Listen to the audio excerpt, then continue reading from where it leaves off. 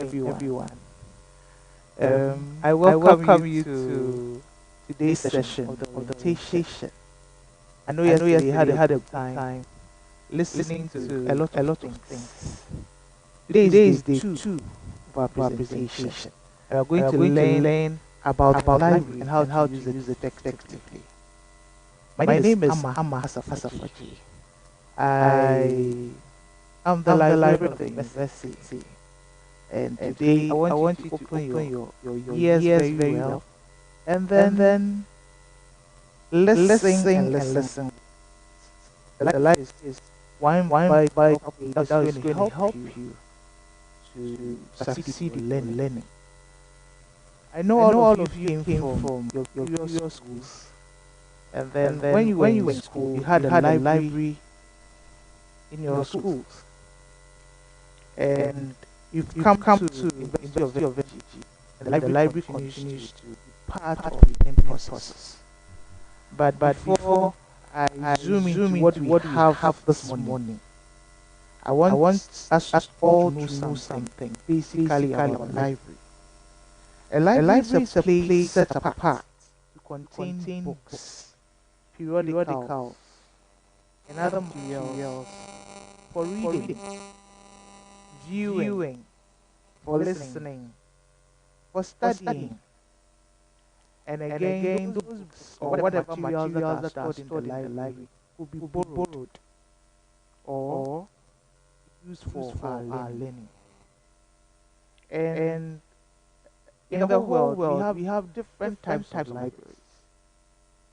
When you When were you were in in your your various various secondary secondary schools, school, senior high high schools, schools, the the library library there, you there, had you a had a library. library. You're You were going there going to there to learn, you're learn, going you're there going to there to borrow borrow books. books. But the But the library library there there has a name, and the name is called a school library. And and University University of of Energy Energy too too has has a a library, library, and and it's it's different different from from what what you you had had in in your your various. various. So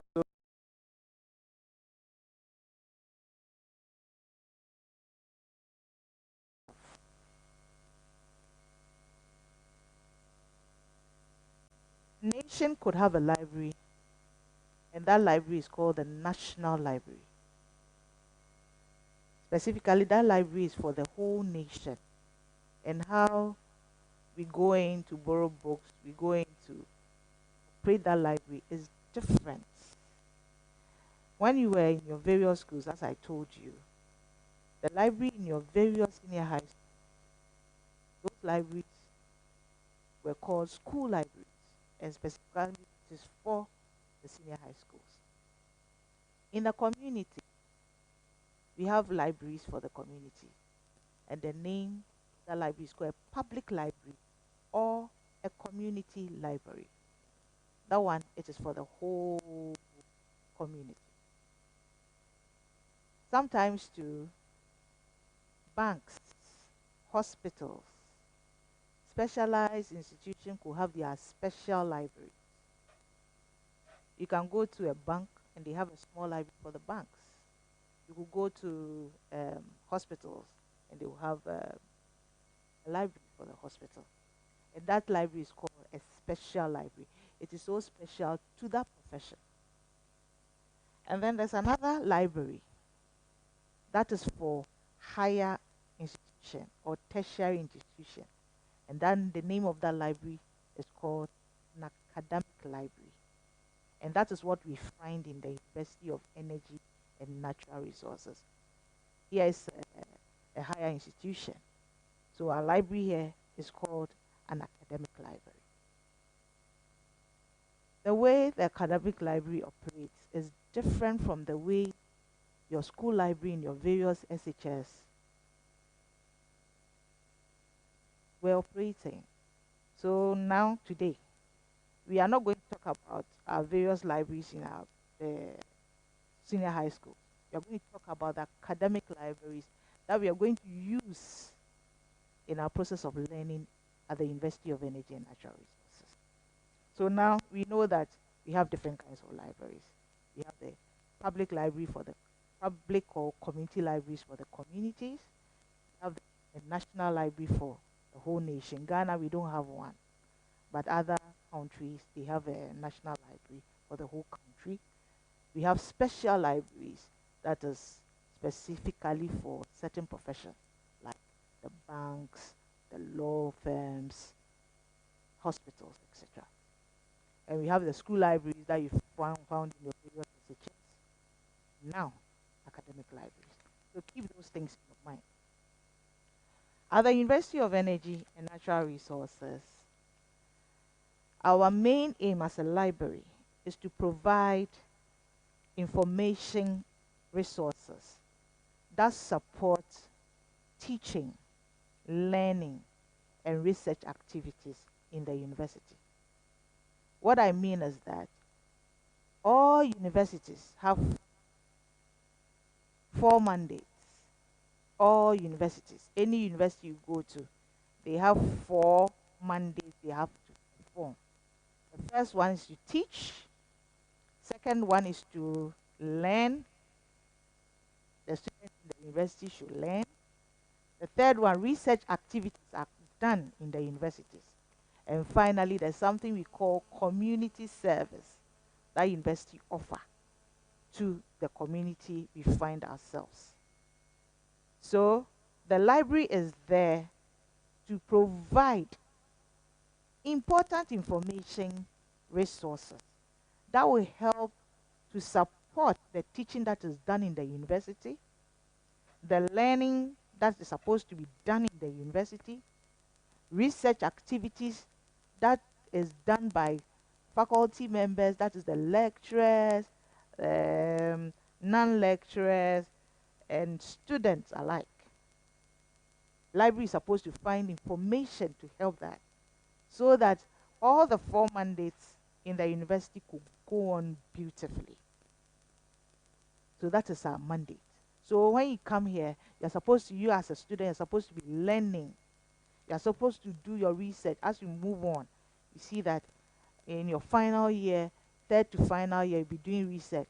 And the library is there, is supposed to give you information to help you in your learning, in your research activity. Somebody will ask, so who comes to the library? Even yesterday, somebody asked me. At the University of Energy, the library is open to all students. All students. Lecturers is open to all lecturers. Non-teaching staff in the university, they too use the library.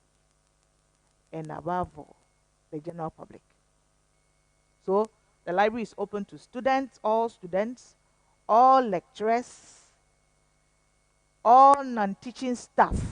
Once you need information to do your work, if you come to the library, you get it. And then the general public as a whole.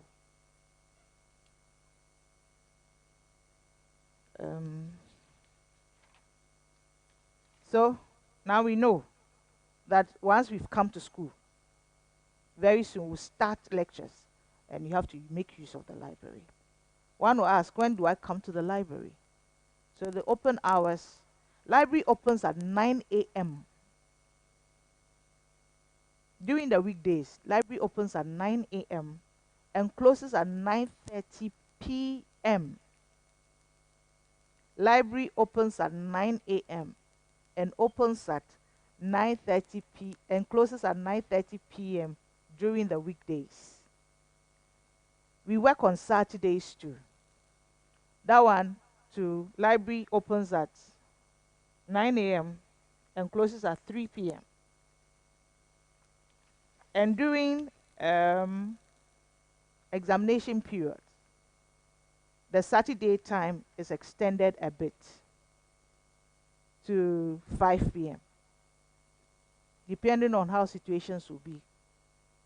When it is exams time, on Saturdays, library will open at 9 a.m. to 9:30. So some of you, your classes might be ending around 5, 6. When you close from school, it doesn't mean library has ended. So kindly take note of the time. Don't come and knock at the library doors before 9. If you come, it won't open. But when it is 9 a.m. during weekdays, you come in, the library will be opened. So keep the opening hours in mind. During the weekdays, Monday to Friday, library will open at 9 a.m. and then close at 9:30 p.m. And on Saturdays, library will open at 9 a.m. to 3 p.m. during the normal Saturdays. But when it's exams time, we will extend the time a bit for you. All right. The next thing, I told you that the academic libraries or the various libraries that we have, the way mode of operations are different. The way we operate them, they are different. So let's zero in to our own. Our own is the academic library. Please, when you enter the library, the first thing, the first place, point of call, you should visit. When you open, there's a big table that you find. It is called the circulation desk. That is where all inquiries are made, all your questions you have. Any officer you see sitting there is there to help you. Okay, so you go there, you enter the library, you get to the circulation desk. Immediately you get there, all your questions that you have, ask. After asking, the next thing is to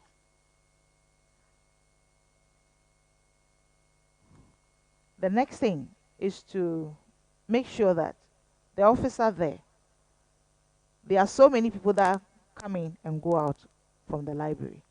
So your bags that you have brought, the first thing is to get uh, a tag from the officer you find sitting on the circulation desk. The person will give you a tag. You tag your bag. The tags are two with the same, you have numbers on them. When you come, you tag one of the tags to your bag and you keep one. It is used to identify the various uh, uh, bags of people.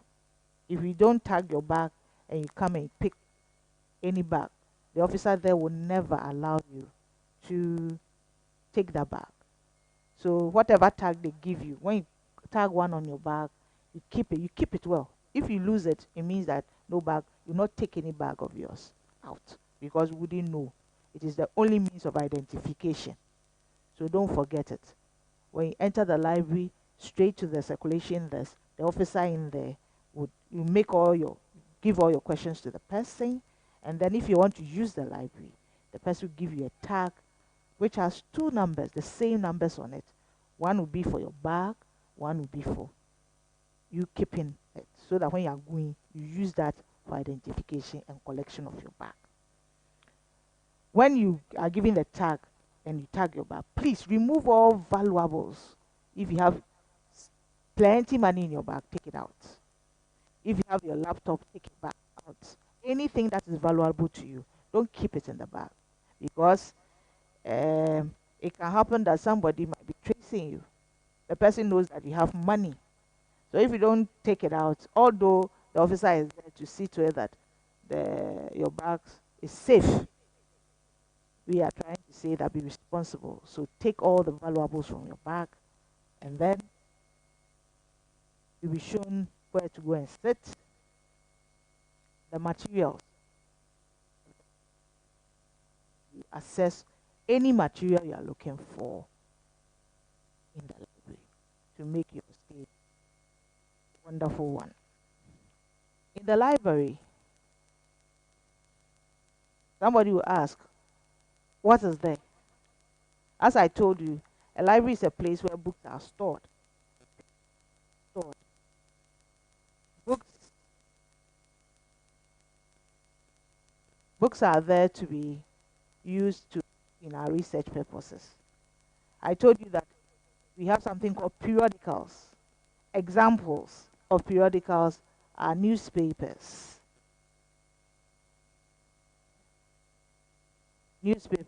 magazines, and journals. All these things help us in our research. Okay. So if you come to Uenr library right now, you find books, you find periodicals, and I've given you examples of periodicals. They are magazines, newspapers, journals. We have past questions too there. Okay, past questions. So you've come to school, getting to the end of the semester, you'll be writing your exams. You can come over to find out what your previous um, um, um, student, when they were in first year, their questions, so that it will help you in your learning. And we also have theses. Theses are research work done by students. Okay, and in the final year, when you're about finishing, everybody comes to the university and would have to write a thesis. So there are examples in there for you. The library stores them, and then um, you come, then come. You don't. As for thesis, we don't give it out to you. It is not everything in the library that can be taken out. There are books that can be borrowed. There are books that cannot be borrowed. When you come in there, we will show you. These are examples of books that cannot be borrowed. We have a term called reference.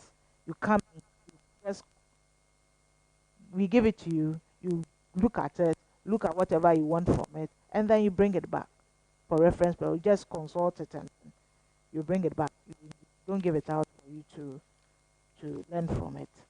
So please, uh, there are a lot of things that are there for you to be used to help you in your learning.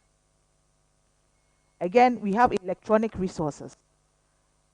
All academic universities in Ghana, we have a big consortium that we have all come together. And then they give us electronic resources. So it is not only books that we find. Electronically, materials are there. Okay, materials are there. And the library is there to help you to get access to these e-resources. And we thank God that our university is part of the big consortium that give us access to these electronic resources. In Ghana, the consortium is called CALIG, Consortium of Academic Research and Academic and Research Libraries in Ghana.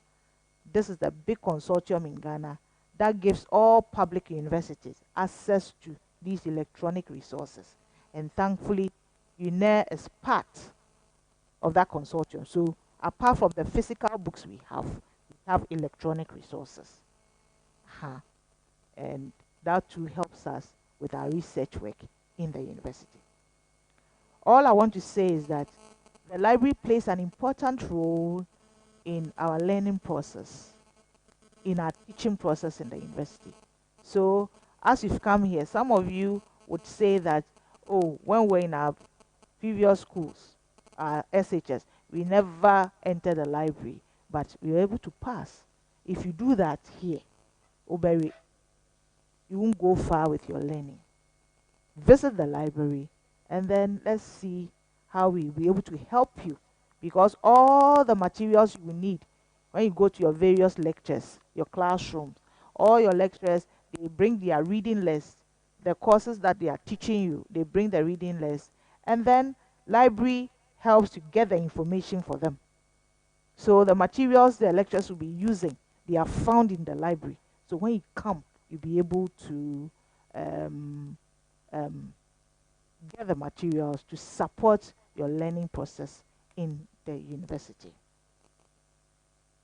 We move on to the services the library render. We move on to the services the library render. When you come to the library, we have something we call lending services. Lending services. This is where we give out books. This is where we give out books that can be borrowed to all users of the library. All users of the library. If you want to be part of the users that can borrow books from the library, first of all, when you come, like the way you people have come to school fresh, you have to register with the library. Otherwise, you will not be giving anything, any material from the library. So just keep this in mind. we lend out books and other materials to all users. We have internet services in there. So you can come to the library and use our internet. You are a student, you are a user, you can come to the library and use the internet. We do photocopy too. Photocopy. We do photocopy and printing services at the library for a small fee. Just a token, a small fee. When you visit the library, we will tell you. I won't mention the fee here. And then there's another service we offer, and that is the reference services. Here, materials are consulted and they are not borrowed. Materials are only consulted and not taken out of the library. That is reference services. There's another service we offer. It is called the interlibrary loan. The interlibrary loan is a situation whereby you've come to the library, you want a material. We, University of Energy, don't have it. But the library has the power to consult other libraries around to find out whether whatever material you are looking for, they have it. Then University of Energy library will go and borrow that book for you or that material for you and use it. I hope you get it. So if you come to the library and what you are looking for is not there, it doesn't mean that is the end of it. We do interlibrary loan. We can go to other libraries, go and get the material for you and bring it so that you can use it. There's another service we do offer, selective dissemination of information. This one, it is an activity of supplying the library user on a regular basis specific information in order to keep them well informed or to update them in their area of interest. Let's say you are an engineering student or an engineering lecturer. There's something that you are looking for. Maybe there's an area you want to concentrate. Library will just look for information on that and send it to you on a regular basis. That thing is called selective dissemination of information. So at the academic library, you see, I told you that it is very different from the school library you came from. So let's keep that thing in mind. Let's keep that thing in mind. Let's keep that thing in mind. So there will be very soon after the orientation, we'll make arrangement for all freshers. We'll just draw the timetable for all of you to come and see with your very eyes, your naked eye, what is in there and practically know what is there. There are rules and regulations in the library. You don't just come in and then, I don't know how many of you have visited us since you came on Friday. You have the borrowing rights. There are rules in the library. You have every right to come in as a student and then borrow from the library. But there are rules. When you come to the library, you don't bring in water. You don't come and eat. You don't bring spring roll, popcorn in there. No. You are coming there to study. So eating and drinking is never allowed. Mobile phones are always to be put on silence. Mobile phones are always to be put on silence. If you are in the main library reading or learning and your phone rings, maybe the first time we'll give you a warning. But the second time, if it rings and you receive calls in there, we will seize your phone. So please take note. So what we advise is that put your phone on silence so that when it rings, it can vibrate. Then you go out, you listen to your call, and you come in and learn. Our library is the cutest library ever in the whole world. Those of you who have visited the place. So please, when you come, just obey the rules and let's enjoy our stay in there. Keep valuables on you as we cannot guarantee its safety. As I told you, when you come and you consult the circulation desk, the officer in there, when they give you the tag, please take all your valuables, the monies, the laptops from it, and take it to where you're going to learn. Be responsible for your things. When you are given any material, whether book or what. Please, we don't want you to be marking in the book. The books are not for you. Never use a pen to mark the books. Never. Some people will be learning, and when they see that nobody is watching, they can even tear a portion of the book. If you do that and you are caught, hey, fireworks, you'll be dismissed. We beg you. If everybody comes and then the person sees something, oh, this part is very important to me, then you tell it. Oh, don't do it. It is an offense. Lastly, we will say that decent dressing. Some of the ladies will come sometimes with this spaghetti tops and things. Don't come and tempt our men there. We beg you, don't. Dress decently and come to the library. Please, when you're coming, as I said, decently. No bathroom slippers in there. Chalewate, don't come and wear chalewate. If you come there with chalewate, you'll be sent away. We beg. We beg. There are rules to make our stay in the library a comfortable one.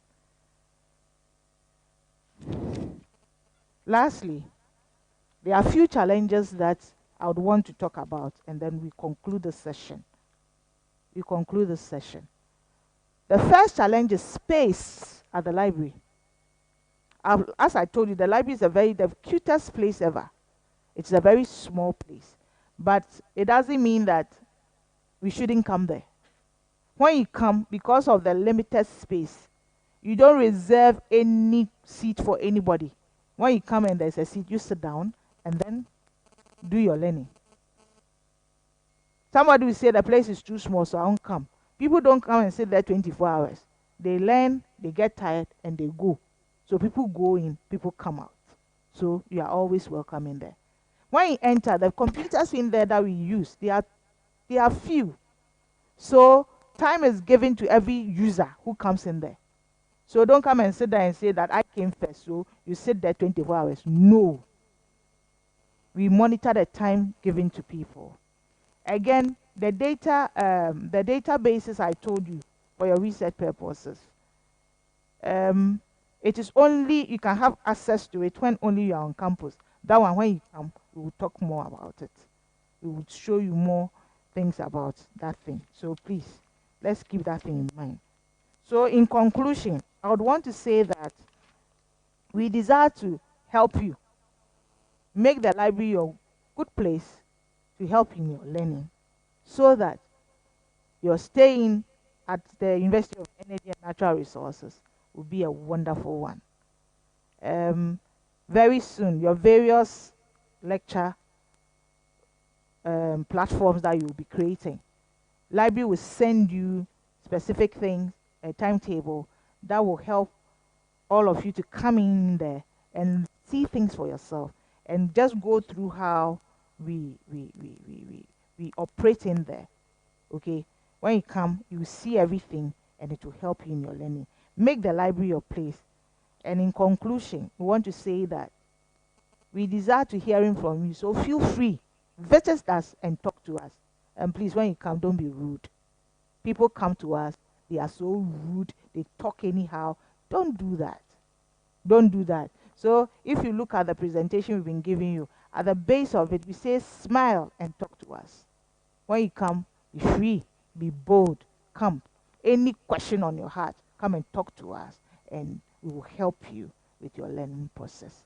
I would want to end here and say a big thank you to all of you. May the Lord be with all of us and then help us be good students as we've come to Uenr. The last thing, I forgot one last thing. You see, we are in COVID time. COVID time. When you enter when you're about entering the library, you see your Veronica bucket in there. All the protocols are there. You have to follow. You wash your hands, you clean, you come in, you sanitize your hand, then we start the process. So never come to the library without wearing your mask. I beg you. If you come in without your mask, you'll be sent away. Let's all keep ourselves safe, come and learn and prosper in Uenr. May the Lord be with all of us. Thank you very much.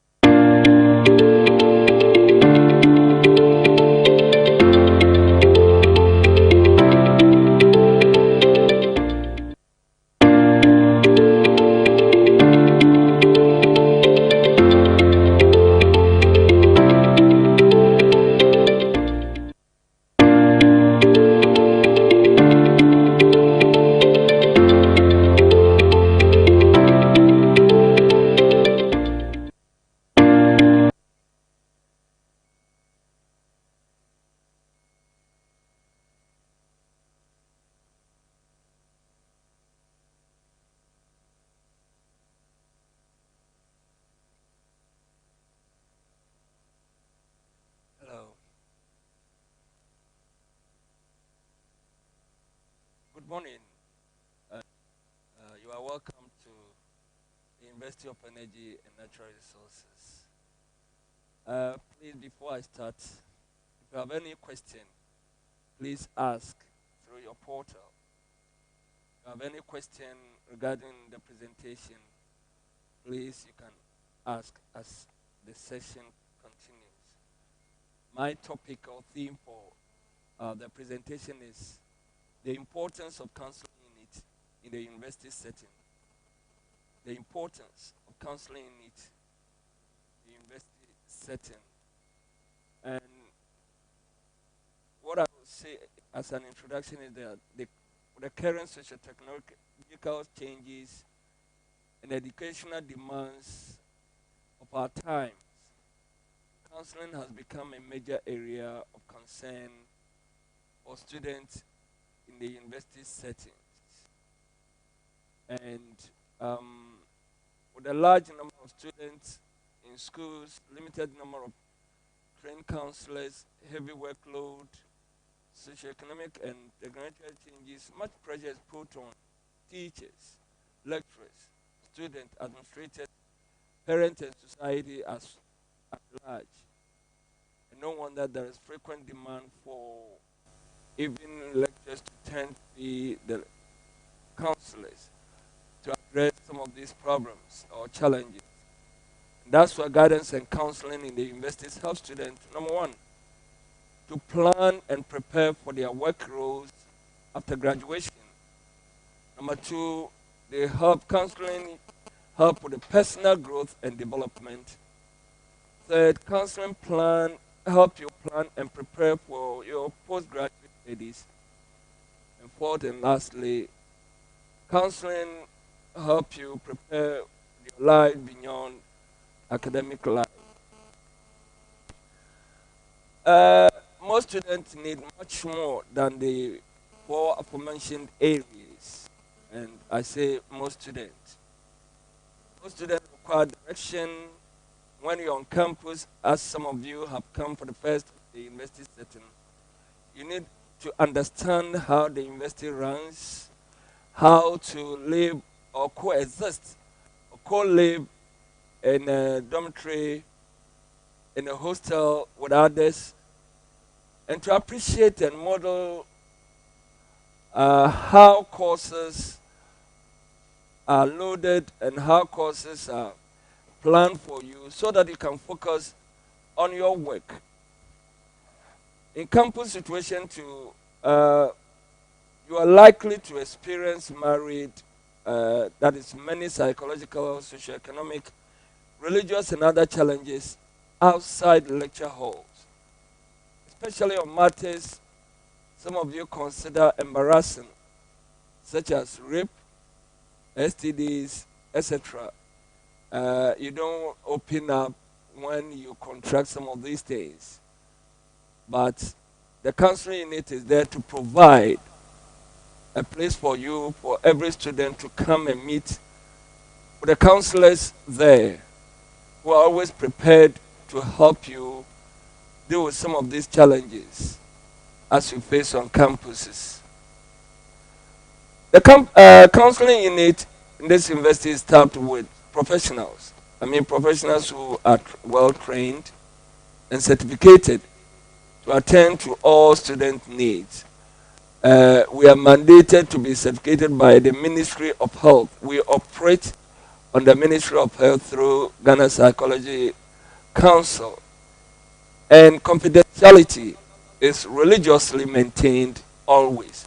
Confidentiality, that means your issues are confined to the counselor and yourself alone. And nobody has a right, even if your parents come. We need your permission before releasing that information to your parents. The counseling unit also provides individual and small group counseling sessions. Individual means you and the counselor alone. And in some situations, we have small group session when we have multiple students or about 4 or 5 facing the same challenges. We sought your permission and group you together. There's also a classroom guidance and consultation activities which contribute directly to your success in your lecture hall and beyond. Campus counseling interventions, we have known it everywhere, positively affect your behaviors here. I know there are certain behaviors you pick it up or you picked up even before high school or through high school, like addiction and drinking and others. Addiction in drinking, addiction in pornography, and all that. Students here, your task here is to learn. I want you to have a productive use of your time, and we also want you to be disciplined. So if you are having issues of indiscipline, some are the way they are in home, they, they always react to authority, will help you mellow so that you will not be sad. Um, the counseling unit also work with peer counselors on campus. The counselors, they are a group of students drawn from your classes, your groups, and we train them to assist you in every facet of your life. Every year we train them so that they can help us.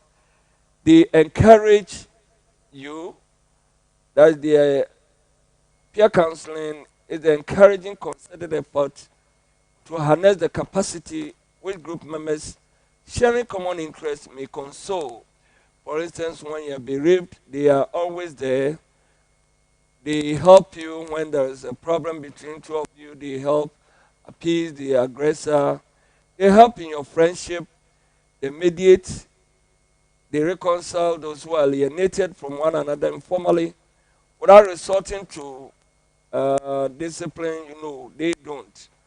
Or depending on professionals or those in authority within organization or institution. So they help us with all counseling issues that crop up. Because we are not many, you are many, and we don't live with you, they live with you, among you. It is for that reason, and you are likely to, or they are likely to contact you before your issues come up. But when you're experiencing problems and concerns, you make the first approach, or you make the first approach to them. Especially as I've already said, certain issues are very embarrassing to discuss with authority.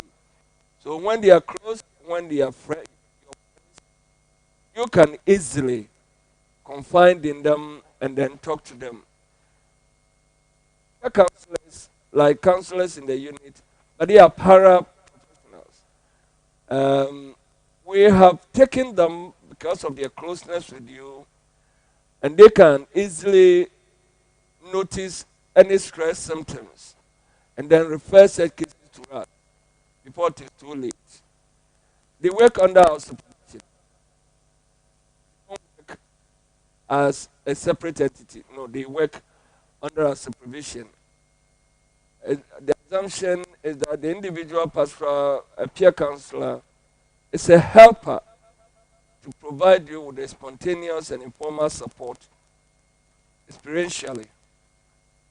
And when supported and developed, they become the best group to reach out to all needy students. And we are always there for cases of substance abuse, mental health, broken relationship. It's a term that I learned here when the academic year starts. There's something students call academic widows. That is, uh, students break from old relationship and enter into new ones. The old ones become widows. We are always there to provide help for you to go through that transition. Um, you your curricular activities. We are there with the peer counselors, and then what the purpose of establishing peer counseling is that if the student cannot come to us, they go to you, they come to you, and because your colleagues they cannot resist uh, their coming to you. Friends, we have trained them, and so when they come and talk to you about your issues, knowing very well that they cannot deal with it, they will bring you to our notice. And we operate from morning, from dawn to dusk. What I don't want is time. We regulate our time. The office is open from 8 to 5 o'clock. You can come in at any time with any issue.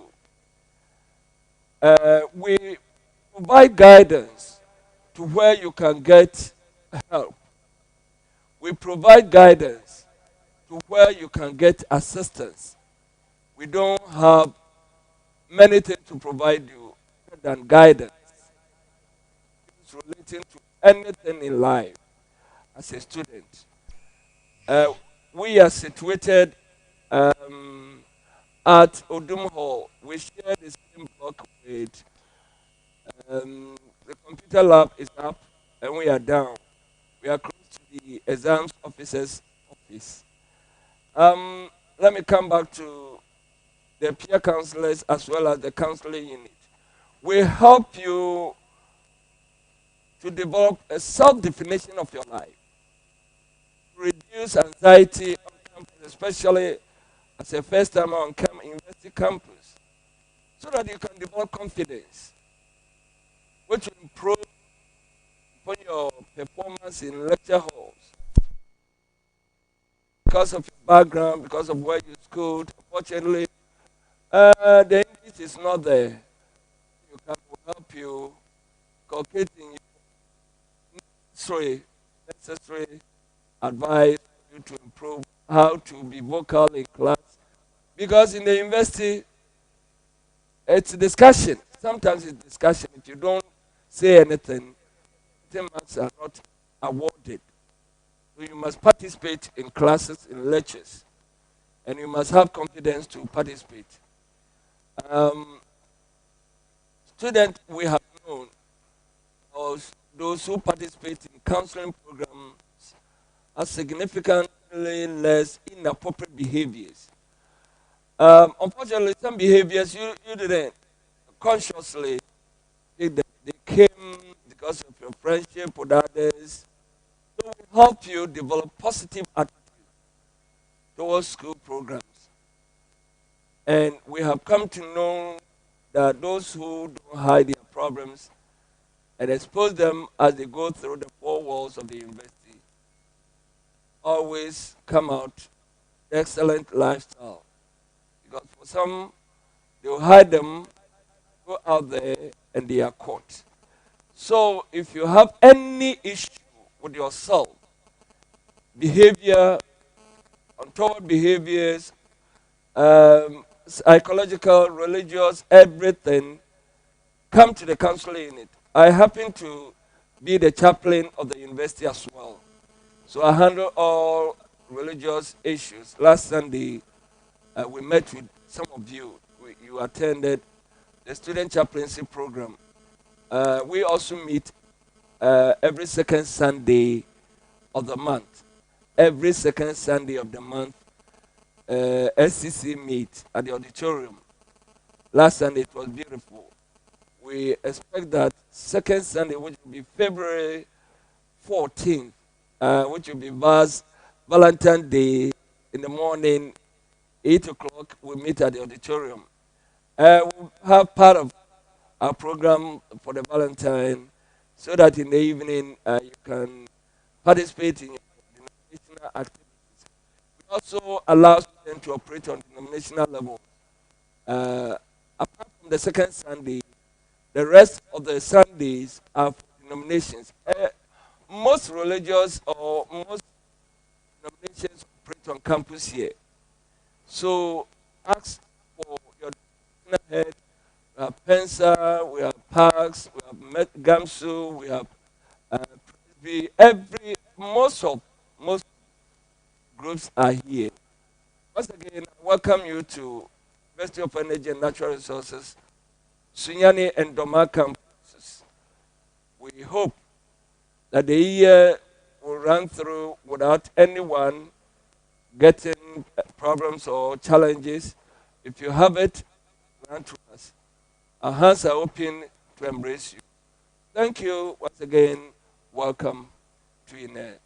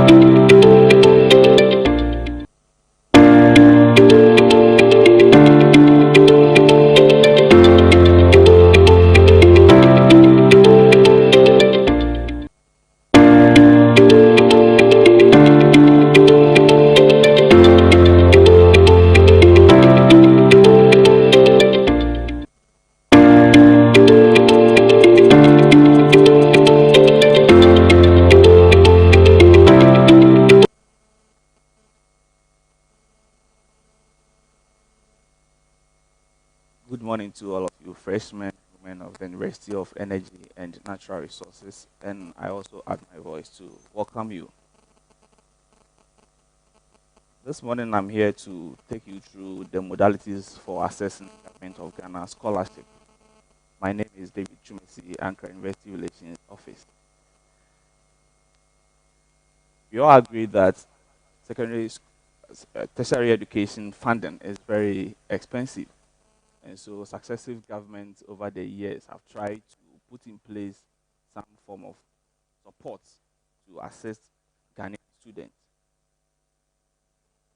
One of such opportunities or available scholarship is the Government of Ghana decentralized scholarship for all Ghanaian students. There are some modalities to follow to be able to gain access to this scholarship opportunity. For the Government of Ghana decentralized scholarship, you need to follow 5 steps to qualify for such opportunity. Let me quickly inform you that the 5th stage depends on your ability to qualify or be successful with the first 4 stages, and they are as follows. The first stage is for you to upload your biodata, which include passport size picture. The second stage, you need to also upload a guarantor, which could be your lecturer, your HOD, or your dean, or any senior member of this university. And you also need to upload your certificate to include a national ID. And you do an aptitude test, which is the 4th stage, for 30 minutes to answer 30 questions. The 30 questions that you are to answer, you are expected to get 50% or more of the questions. When you are fortunate to get 50% of the questions and above, you have the opportunity to print out a slip and submit it to the municipal or the district assembly that you chose for yourself. One thing you should know that all of you belong to each one municipal or district assembly. And so when you are applying, you have to select the assembly that you want to join for the interview. So you select an assembly of your choice, and when you pass the aptitude test, that's 50% or above, you have an access to a portal to print the results and send it to the assembly. And when the scheduled day for interview is due, they will invite you for face-to-face interview. When you go for the face-to-face interview, you are expected to also get 60% or better to enable you have access to the scholarship.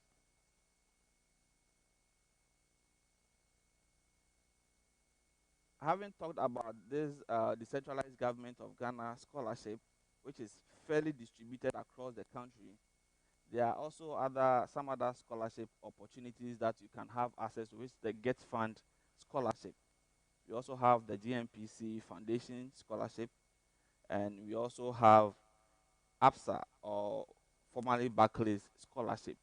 What you need to do is to look out for such information when they are available. You can get them from the university website or our social media handles, the Uenr Facebook, the YouTube account, and our Twitter account. We put all these information there for your access. So as and when you get information on some of these scholarship opportunities, we make it available for you to apply. If you have any question on the scholarship that I have just mentioned to you, you can send your questions to info@uenr.uenl.edu.gh, and we will try as much as possible to assist you to apply for any of the scholarship I have mentioned. For the Government of Ghana scholarship, the second phase for this academic year will be open between March and April. The first one that was open in October, between October and December, is ongoing. So if you applied, you can, and you have been invited for interview, you only have to take permission from your HOD or any senior member you know for you to travel for your interview. If you were unable to apply for the first opening of the scholarship, another opportunity will be up for you between March and April for you to apply. And when you do apply, you have to go through the steps that I gave you. The first one I'm going over again. You have to put in your bio data, which will include passport size picture. The second one, you need to have a guarantor. And the third stage, you need to upload certificates, including national ID. The fourth stage, you will do an aptitude test, which is 30 questions. And out of the 30 questions, you are expected to get 50 or more. And when you get 50 or more out of the 30 questions, 50% or more out of the 30 questions, you have access to print your application and submit it to your chosen assembly, that is either municipal or district assembly of your choice. You will be invited for a face-to-face interview, and when you pass, your scholarship will be made available to you. Some other questions or challenge we face with students awaiting scholarship is that of payment of fees. If you are sure of receiving Government of Ghana scholarship, what you do is that when you get your award letter, scholarship award letter, you submit it to the university's account office. They will assess it, and when they approve of it, they will give you access to register for your courses. If you have already made some payments, refund arrangement can be done for you to have your money back. And so there are no difficulties with having access to refund when you have already made some payment and are awaiting scholarship opportunities. The application forms are usually online. So the most important thing is to have in mind the date I have given you. Between March and April, applications will be open. So you go to www.gov.org and you will have access to the application form. The application, after you have gone through the aptitude test and you are successful, that is when you can print a hard copy and submit it to your chosen district or municipal assembly. So as I indicated, if you have any challenge or you want to ask more questions, you send them to info@uro.uenr.edu.gh. Thank you very much and congratulations for choosing University of Energy and Natural Resources.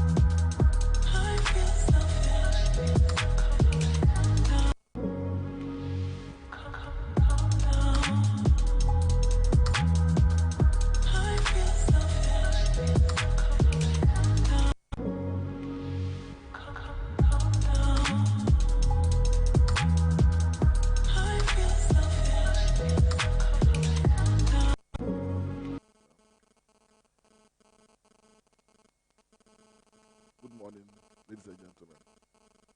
My name is Dr. Solomon Fofi, Head of the University Health Services. I bring you greetings from staffs of the University Health Services Directorate.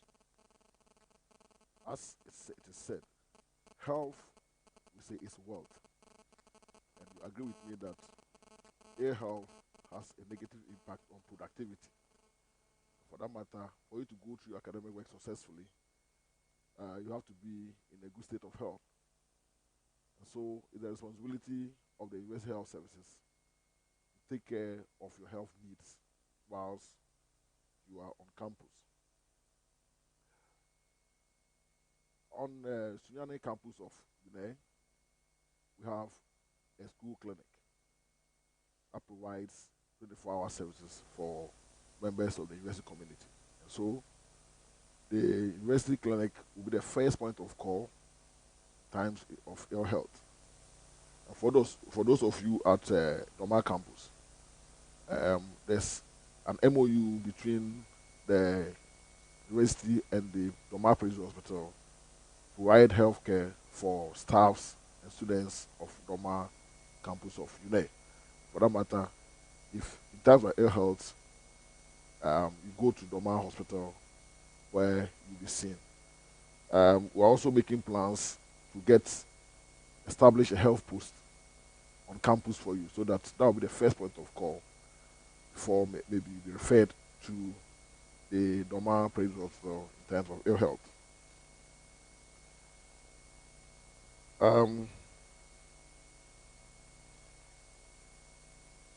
We provide, apart from ill health, we also provide counseling and other health education at the university hospital clinic. As we know, we are not in normal times because of the COVID-19 pandemic. And so I'll urge every one of you to abide by the COVID-19 safety protocols, i.e., the use of or wearing of your nose mask, wear it properly. If you are using the disposable nose mask, please, maximum of 3 to 4 hours, you must change your nose mask.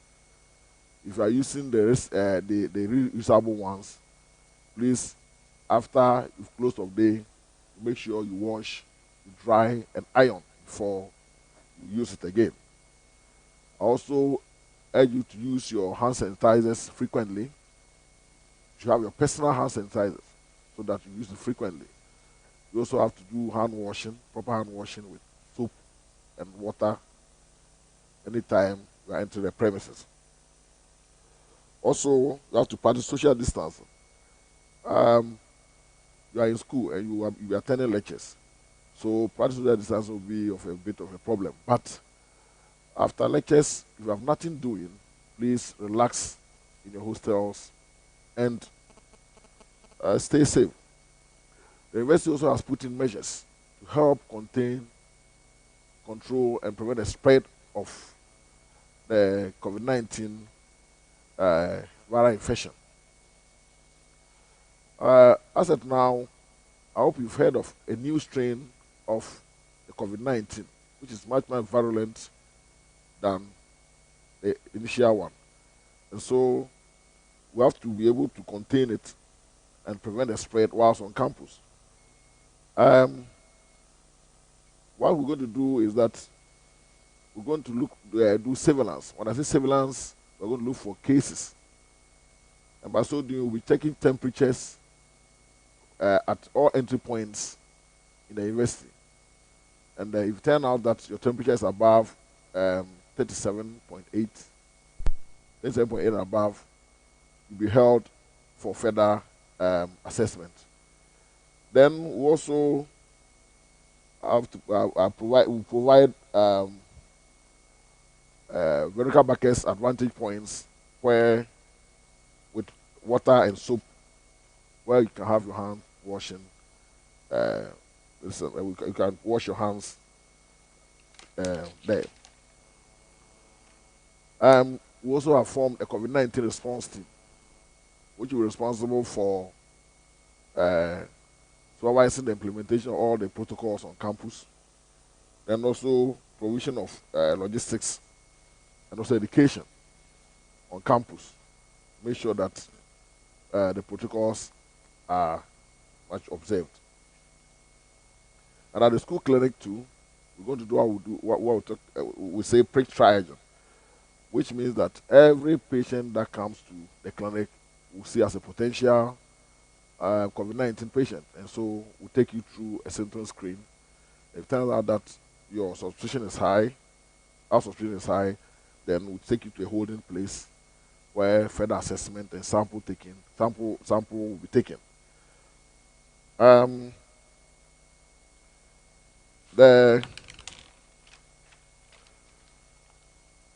other thing we have to talk about here is, if you read your admission letter properly, you realize that it stated that before you can be declared or admitted as a full student to the university, you should have gone through a medical screening that will be conducted by the University Health Services, staff of the University Health Services.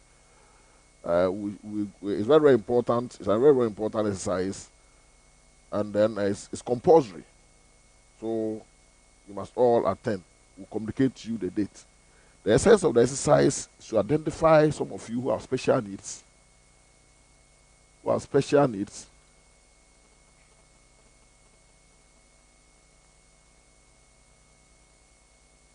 Special needs.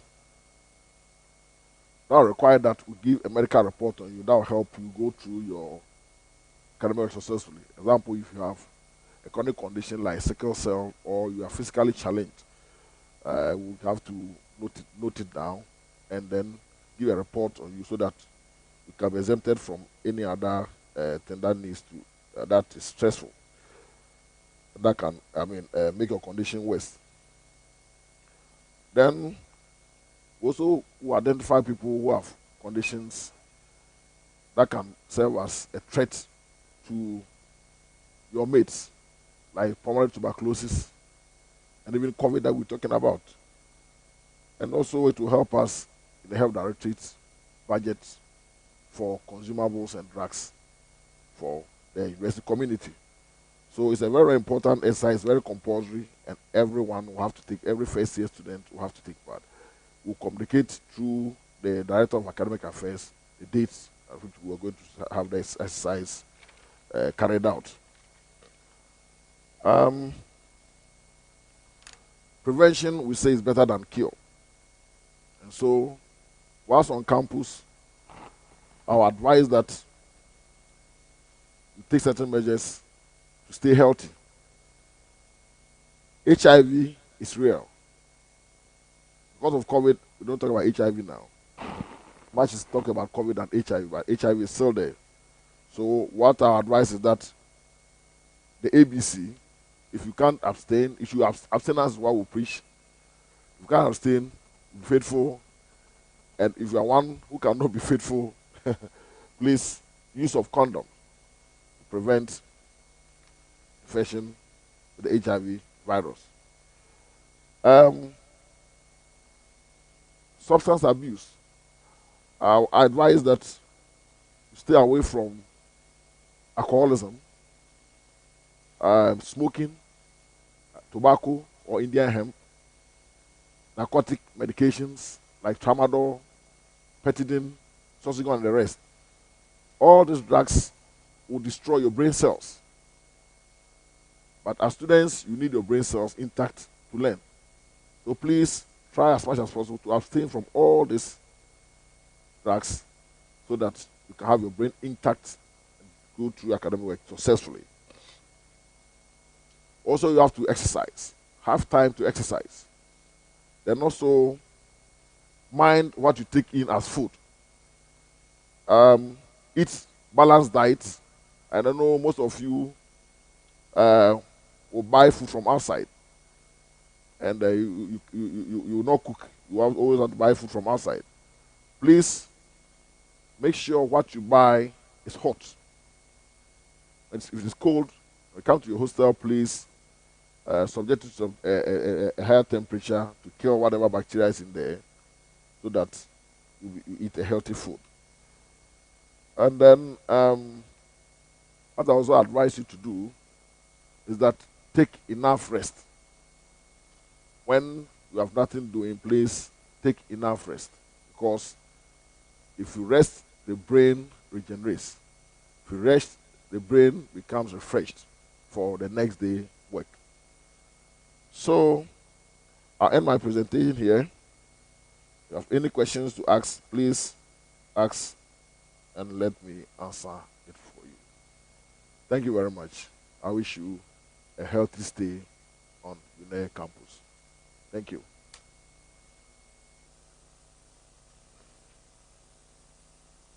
As part of the education that we're carrying out, yeah, the university clinic runs is 24/7. 24/7. We are there for you at any time. We started 24/7 work schedule last week. So anytime you fall sick, please, the university clinic should be where you should come first. I'm saying this because some of you will want to use ill health as an excuse for, say, not writing an exam, a midterm, or not presenting an assignment. If it happens that way, and you bring a report to me, if I'm not the one who referred you, or if the clinic wasn't the first point of call, but you went to a private clinic and brought a medical report to me, it will not be honored. Please take note. The university clinic is the first point of call. Please, please, please, when you fall sick. We are operating 24/7. We are there on weekends too. So that's it. And also, we shall be giving health talk on the Greener FM 95.9. I'm going to give you the dates that we're going to do that. So when we give the dates to you, some issues concerning your health. Thank you.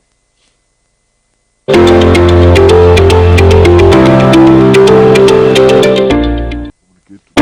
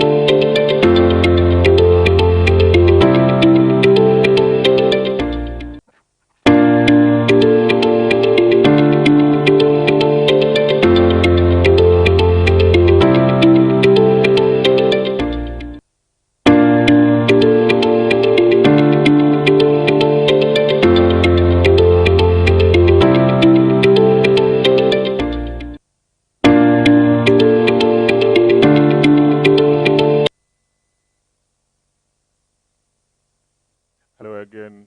Good morning, our freshmen. It's a pleasure to meet you once again. This morning, my work is simple. It is to give you a few things about finding yourself in a program you did not choose. I believe as of now, some of you have come to our office trying to see the possibility of changing your program. So we take you through you finding yourself in a program you did not choose and going forward. Now I'm going to tell you the something a little about the admission process and why one will find him or herself in a program they did not choose. So after that, I am going to take you through the stages of assigning programs and what you have to do when you find yourself in a program you did not choose. After all, finding yourself in a program you did not choose is not a bad thing. So let's go with me as we look at the admission process. Now, if we look at the admission process, it has several stages. One of the stages, which is the first stage, is to place an admission advert. And this is why you see in our in the delis, on our Facebook platforms, and all other handles of the university. Now, we place these adverts giving you the programs we have and the minimum requirement for this. Sometimes we even add a cutoff point for programs. Now, one will find that when the advert goes, you have to look at the advert, the program we have for the academic year, and you expressing interest. I know that in Ghana, on the average, an applicant applies to 2 universities. And so you apply to other universities trying to see where you get your preferred program. Now there's stage 2 is where you do your online application. You purchase a voucher and apply online. Now when you apply online, those of us at the academic and students as first division, which is ASAD, will receive your application. Once you receive a message indicating that your application has been submitted successfully, we receive this at our end. Now, when we receive this, we also wait for your hard copies of your application form and copies of your results slip. Why do we do this?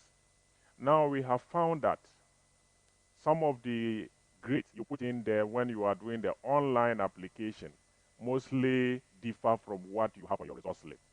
And so to cut everything short, we ask you to print a copy of your application form, attach a copy of your result slip or result slips, because I know somebody who has applied with about 7 result slips, mostly like a pamphlet, which has every year and what subjects they passed. We do not have a problem. You can do that. Then when we receive your hard copies, it is only when we can do the sifting or sorting. That is where we put you according to your programs, where you fit. Now at this stage, we do not make any awards yet or offers yet. What we wait for is that we put you, if you applied in a program A, let's say medical, laboratory science, nursing, chemistry, and all that. Once we receive your hard copies, we begin the process of sifting based on your choices. Now, this is where the issue of not finding yourself in the program you chose comes in. Because in some cases, some applicants do not have any of the 3 choices. You do the sifting and you find that they do not fit anywhere. What we do as a university, which I would say is different from other universities, is that when you do not fit into any of the 3 choices, we still find you a place.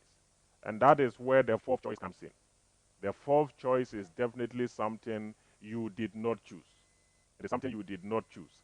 So with the 4th choice, we are looking at your results and saying that, okay, this person or this applicant meets these requirements. And so let us offer him or her this. At least if they are interested, they accept the offer. And so you find yourself in a program you did not choose. So for today's topic, this is where this whole thing of not finding yourself in the program you chose comes in. I'm going to. So after this, we go to the determination of cutoff point, and which is the fourth stage, and then the final selection. Now, the fifth stage is when we issue offers to you. Then, based on this, you have the option of accepting or rejecting the offer. Once we give you a fourth choice, which is a program you did not choose, and you accept it and pay, please, it is an offer. Once you accepted it, forget about trying to change this program later on, because a lot of processes go on before a program, an applicant is made an offer. So let's go to the issue of not finding yourself in the program you chose, or finding yourself in the program you did not choose. Why? Why would one find him or herself in the program they did not choose? Let us see why. One is not meeting the minimum requirement. One reason is that you do not meet the minimum requirement. And so, when this happens, we have to look elsewhere where you meet requirement. Or some do not meet any of the requirements at all, and so we do not make any offer to you. Now let's go and see the next factor, which is that one or the applicant did not meet cutoff point for preferred choices. You may have met the minimum entry requirement, but you did not meet the cutoff aggregate. Why do we use cutoff aggregate? In nursing, for example, you have over 1,400 applicants who want to be considered for nursing. The simplest way we can use to judge is to bring standardization. And by doing that, we come out with our cutoff point, so that at the end of the day, we are able to say who qualifies for what.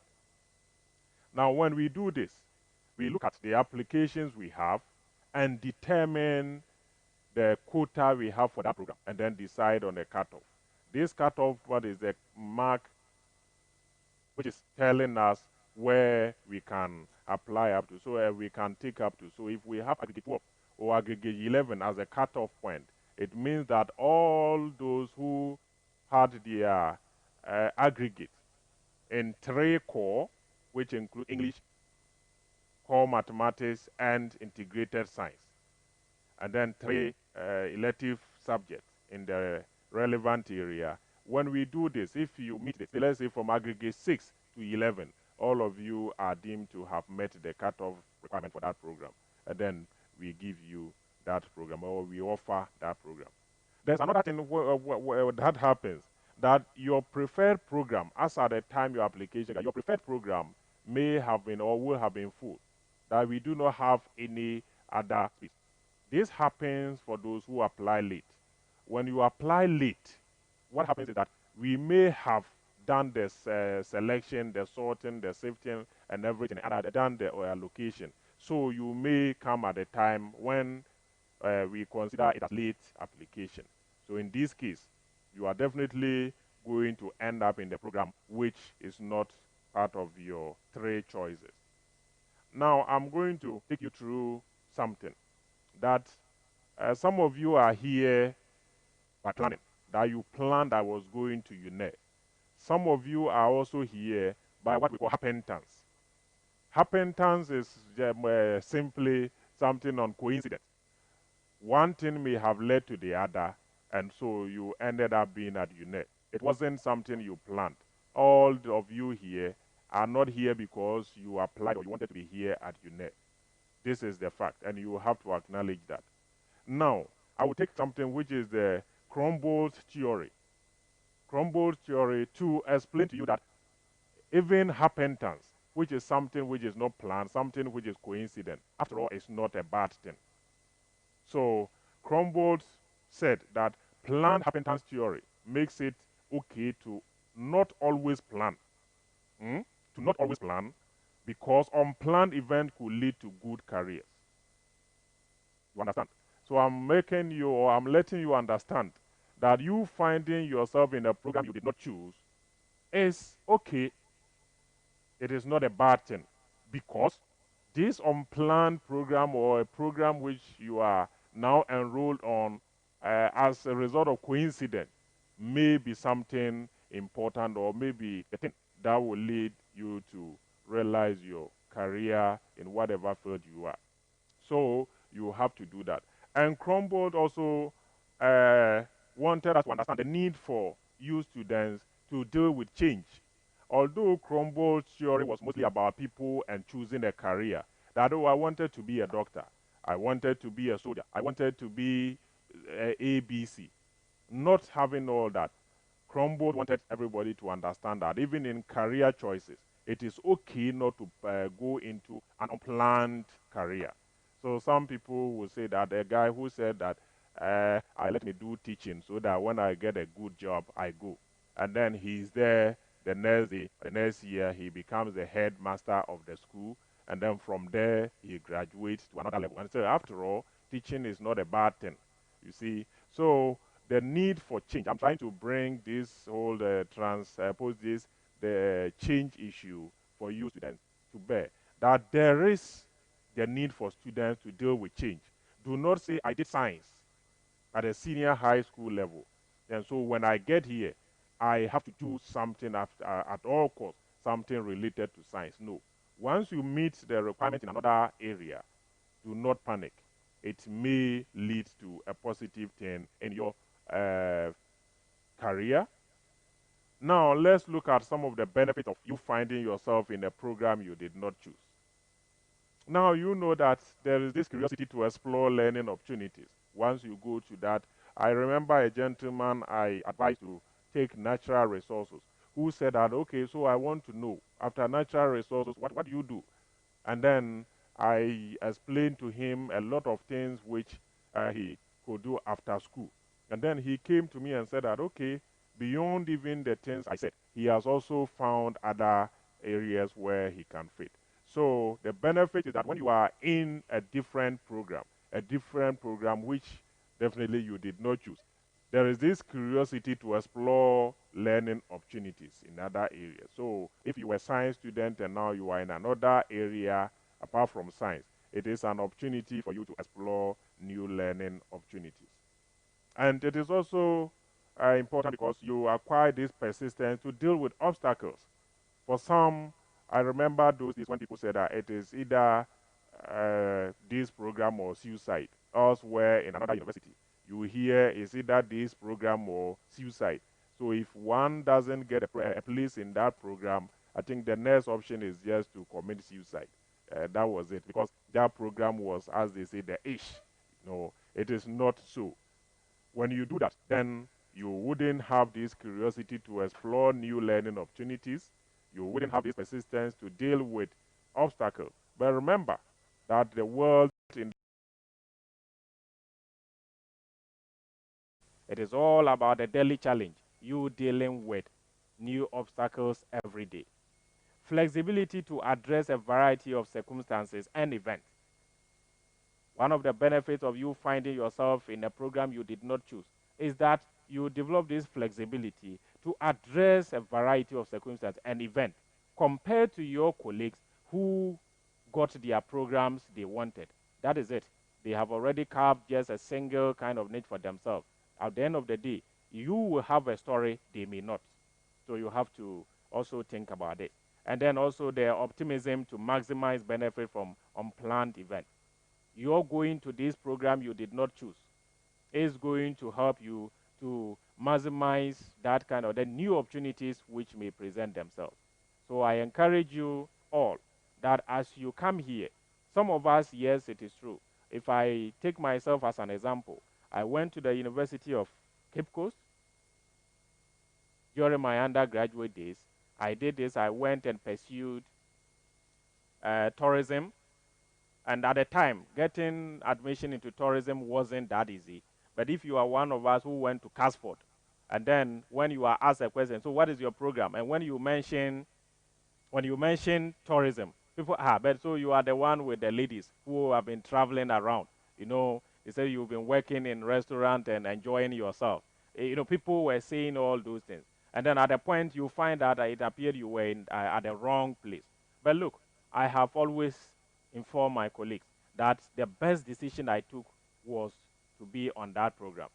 I also received admission from KN Yes, I didn't go, and later on, people were saying that you should have chosen KN because that program was good. It was better than this. But I will tell you that the experiences, everything I've gained from the program I pursued at UCC, I have never regretted it. So I want you to put regret aside and take new areas. I did tourism, but if I look at the knowledge I acquired, the people I met, and the experiences there, I will tell you that it is sometimes worth venturing into areas where you have not been called. Sometimes unplanned event, as Crombold's theory tells us this morning, that it is okay to also engage or go to places where you have not planned to be. It is okay to do that. So, student, I will not take much of your time. Freshmen at this stage, forget about changing your program. Concentrate on what you have been offered. Sit down, begin going over and studying, or just read around the area where you will be studying. All programs of the university go through accreditation. So there is no good program and a bad program. It all depends on your perspective. The fact that you are enrolled in nursing, the fact that you are enrolled in an engineering program is not what is going to make you somebody in the world of work, but your attitude. Attitude is everything. When you have the wrong attitude, you will complete your program in engineering, you will complete your program in nursing, whatever field it is, and you still will find yourself at the wrong side of the world of work. So I encourage you that you having the positive mentality that it doesn't matter. I have colleagues who are at the bank who read chemistry. So after all, it is not the chemistry in you that matters. It is your attitude that matters. When you go to the bank, I don't know what they do, chemistry they do there. I don't see them mixing any chemicals. I don't see them undertaking any laboratory work. Probably if they do, that is even outsourced to an external agent. So what I want to tell you this morning is that do not take this whole issue of not finding yourself in a program you did not choose to be something which will suck the energy in you. Accept it that you are in a good program. Accept it that this program is going to be a foundation. When you hear university, we give you universal knowledge. So you find a lot of people in the world of work today or outside there who are here. I have people who did something in natural resources today. They are in a different field. It is all about positivity. When you have the positive attitude, it doesn't matter your field. I know somebody who is a university administrator, but even matters of university administration, he brings you ideas of quantum theory from physics to try to make a point in university administration. Somebody brings a theory of friction and all that from science to tell you why friction also applies in university management. So after all, whatever you are doing here, your program is important. And I want to encourage you that put all the energy in that. That when you go out from this university, take that knowledge, take that attitude out there and impact your world. It is not about the program you find yourself which is going to make you, but once again, your attitude. Once it is positive, a negative attitude is just like a flat tire. It has no use. But a positive one, no matter what, even if it is a take me home tire, it is able to take you to wherever you are going. At this stage, I will once again take you through our email lines, email addresses, our telephone numbers, through which you can reach us. That if you have any issue at all with your offer letter, whatever it is, if you feel there are issues we can address. But as I said, do not come there with the issue of trying to change your program. That program now has been registered in your name. It is your tag. You are not changing anywhere. It is a good program. The only thing you lack is the attitude. And I encourage you this morning that develop that positive attitude. You are going to make it. Thank you very much.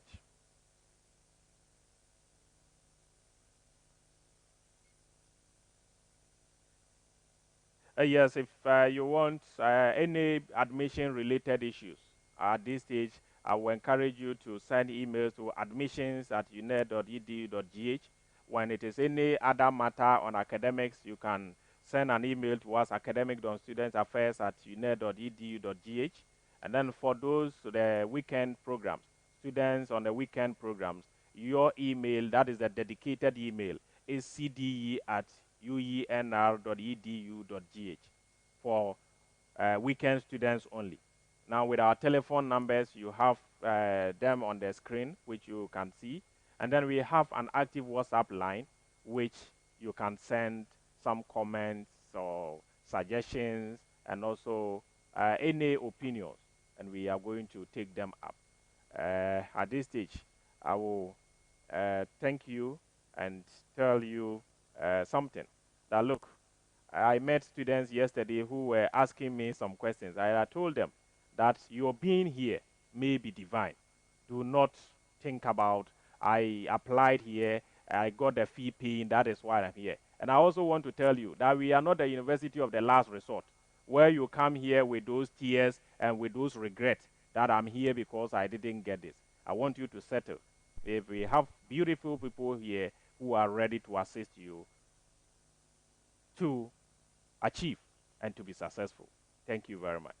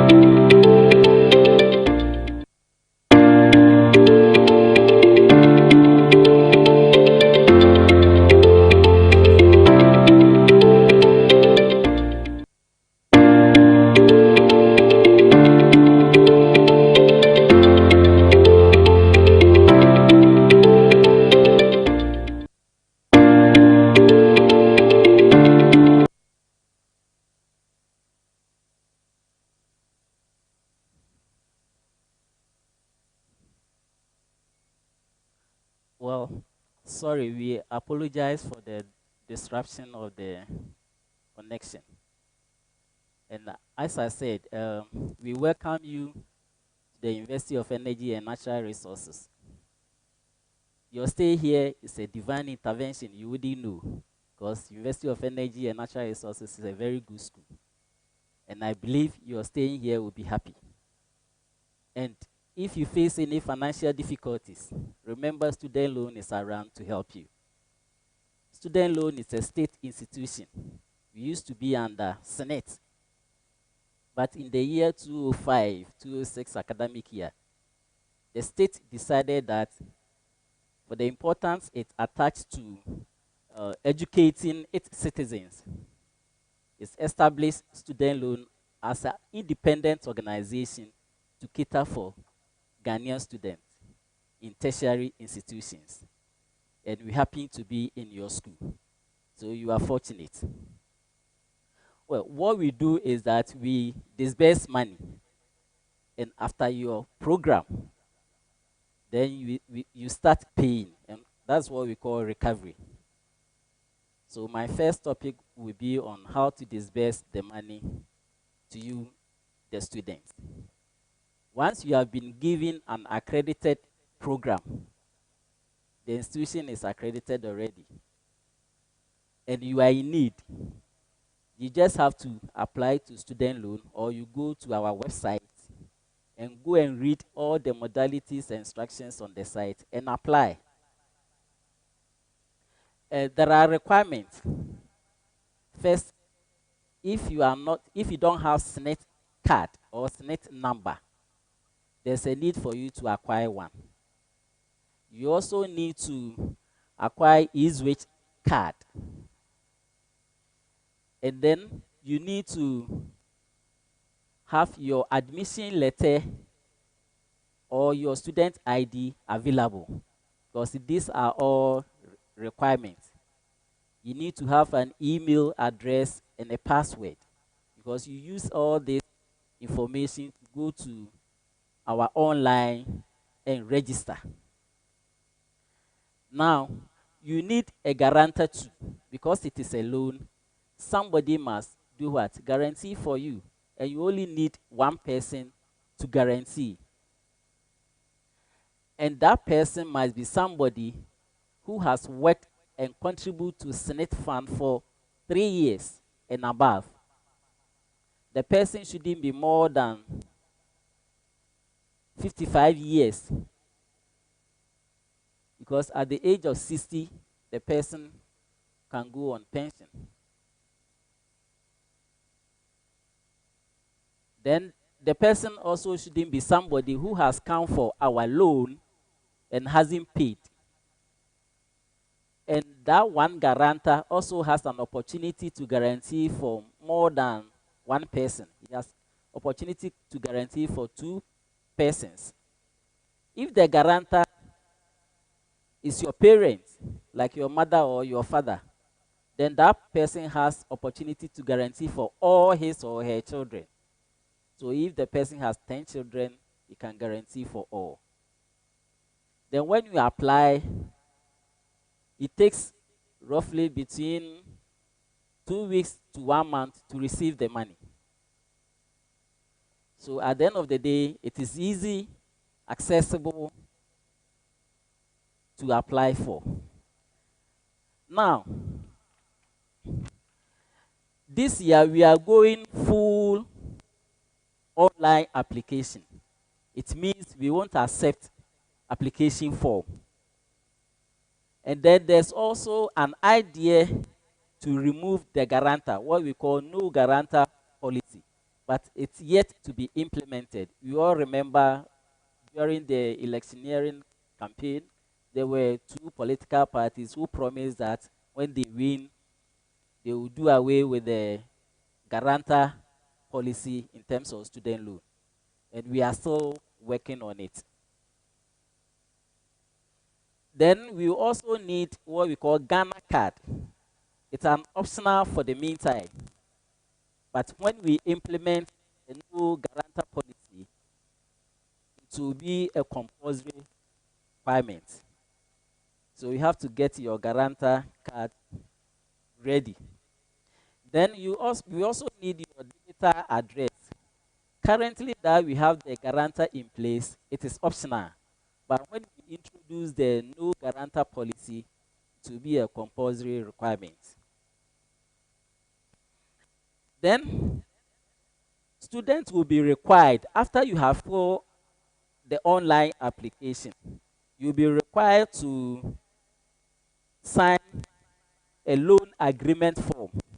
And that loan agreement form, when you print it, you submit it in our office together with your guarantor. And in our office, we will take your thumbprint and your guarantor's thumbprint in an office. This time around, we are not asking guarantors and students to go to Senate office and take their fingerprints. We are doing it in an office, in our office. So you and the guarantor can conveniently come to our office. We will work on taking your fingerprint. Then the document that I asked earlier, all these documents will be uploaded online. So if you are doing it at your admission letter or your student ID or your Senate card or your Eastwich card, you do all this online. You upload it, you scan it, and then upload it online. When you are printing it out, all these things will be in our system already. And there will also be a form that we call those below the 18 years. Be a form available for you because it's consent form. Because you are 18 years, your parents, you are below 18 years, your parents are required to accept that you should come for the loan. So the consent form will be given to your parents. They have to sign it and submit it.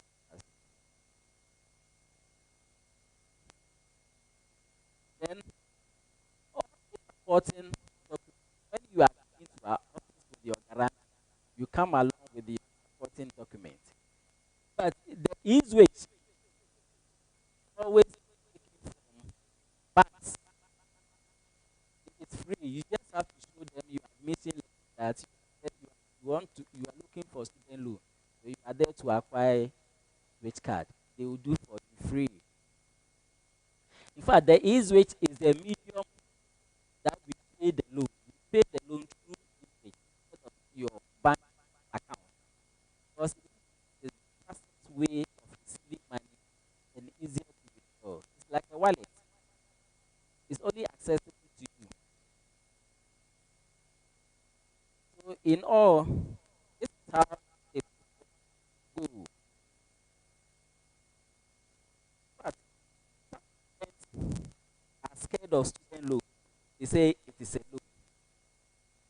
But look at the situation where when you are on vacation, when you are on vacation,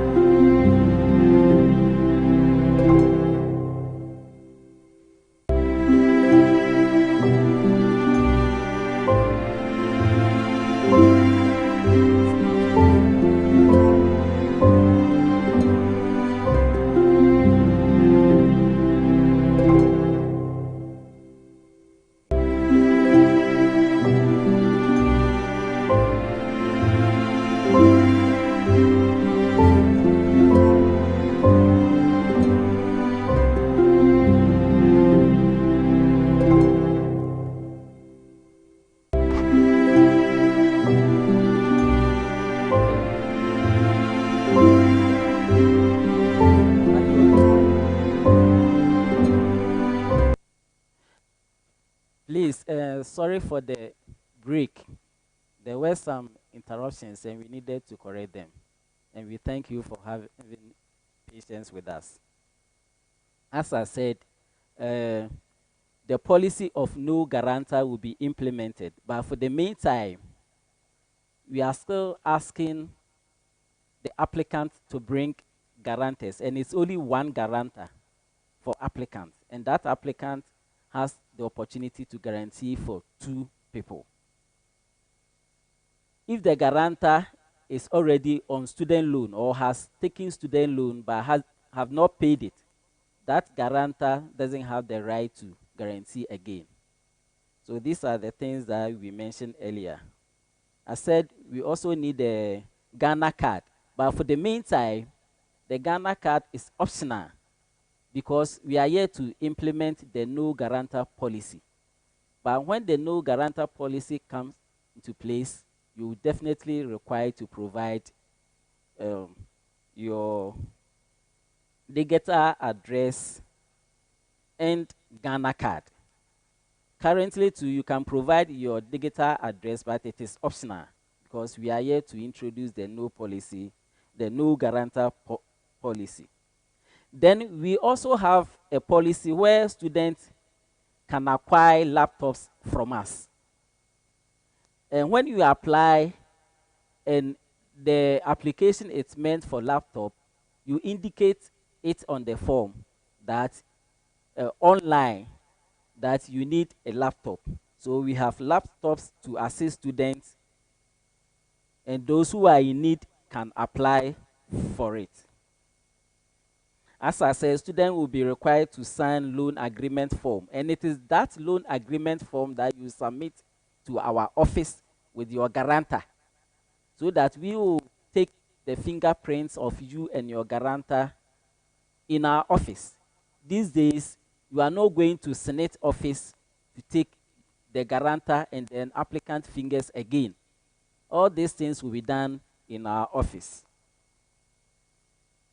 Then, as I said, students will be required to upload, when they are filling the form online, you'll be required to upload all the requirements, the cards that we ask you, the e-switch card, the Senate card, the student ID or admission letter, and any other cards that you'll be asked to provide. You upload it online. And when you are coming to our office with that form, then you bring along with all these cards.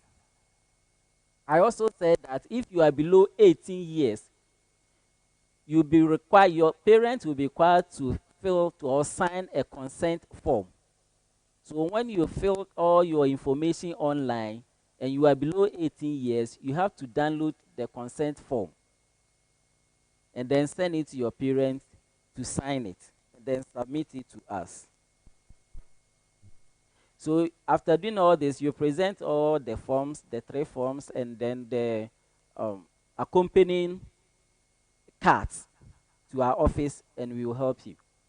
Again, I says some students, because of the fact that it is a loan, they scared.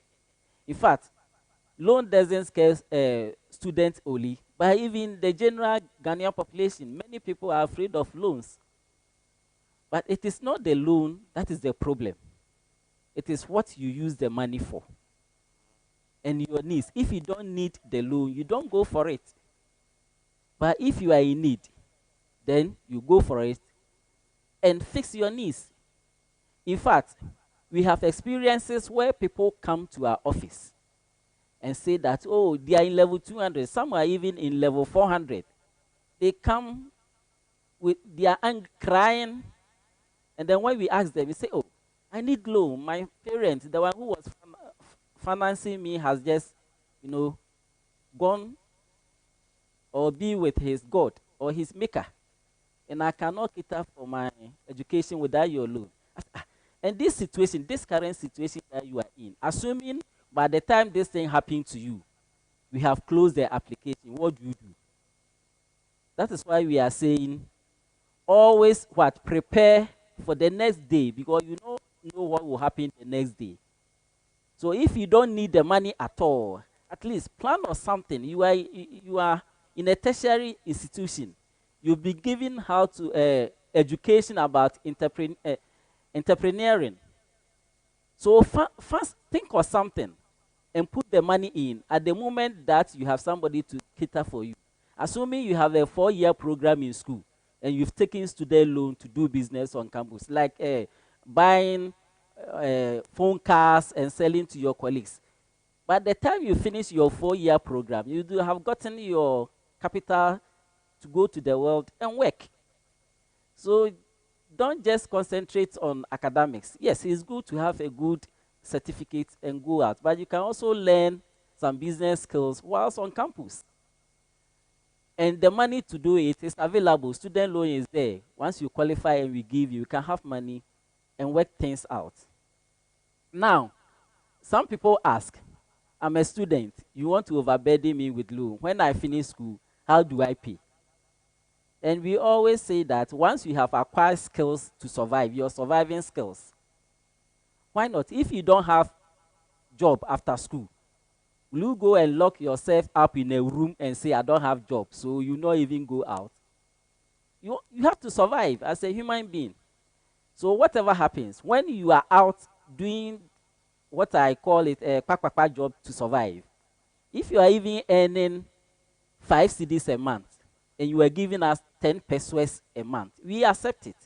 Because after school, we give you about 4 years to pay for the loan. So your inability to pay doesn't even come here at all, but rather your commitment to pay. Because if you are taking money to cater for your education and now you have come out and you are doing the little thing to survive, at least your education has helped you, the skills that you have acquired from the school. So this is what we do. Then after we have given the money to you, you have finished school, we need to recover the money. In fact, when you finish school, you have 2-year grace period before you start paying. What we mean is that we give you 1 year for your national service, another year to look for a job. But the 3rd year after school, we believe that you would have gotten a job to do. So you have to start paying. We are not saying pay all. If you have the money to pay all, we'll be gracious to take it. But if you don't have it and you are paying in bits, we accept it because we're giving you the next 4 years to pay. Then somebody will ask, where do we pay after school? Assuming I was in Sunyani, now I'm staying in Boga or Wa. In fact, we work through banks.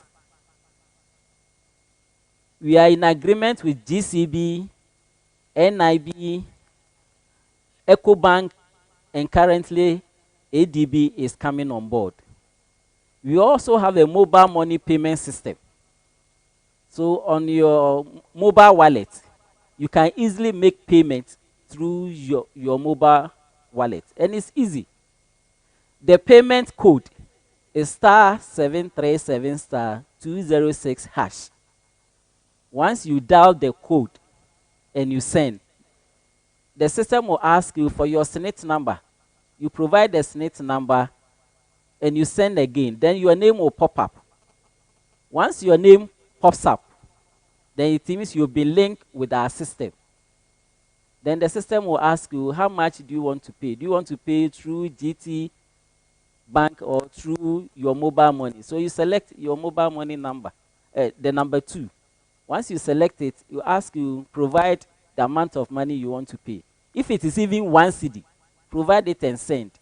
Immediately you send, then a feedback will be given that you have successfully made so and so amount to your student loan account. After 2 days, you can call any of our numbers.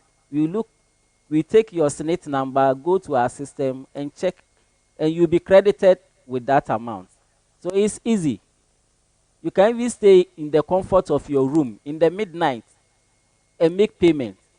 It will be accepted.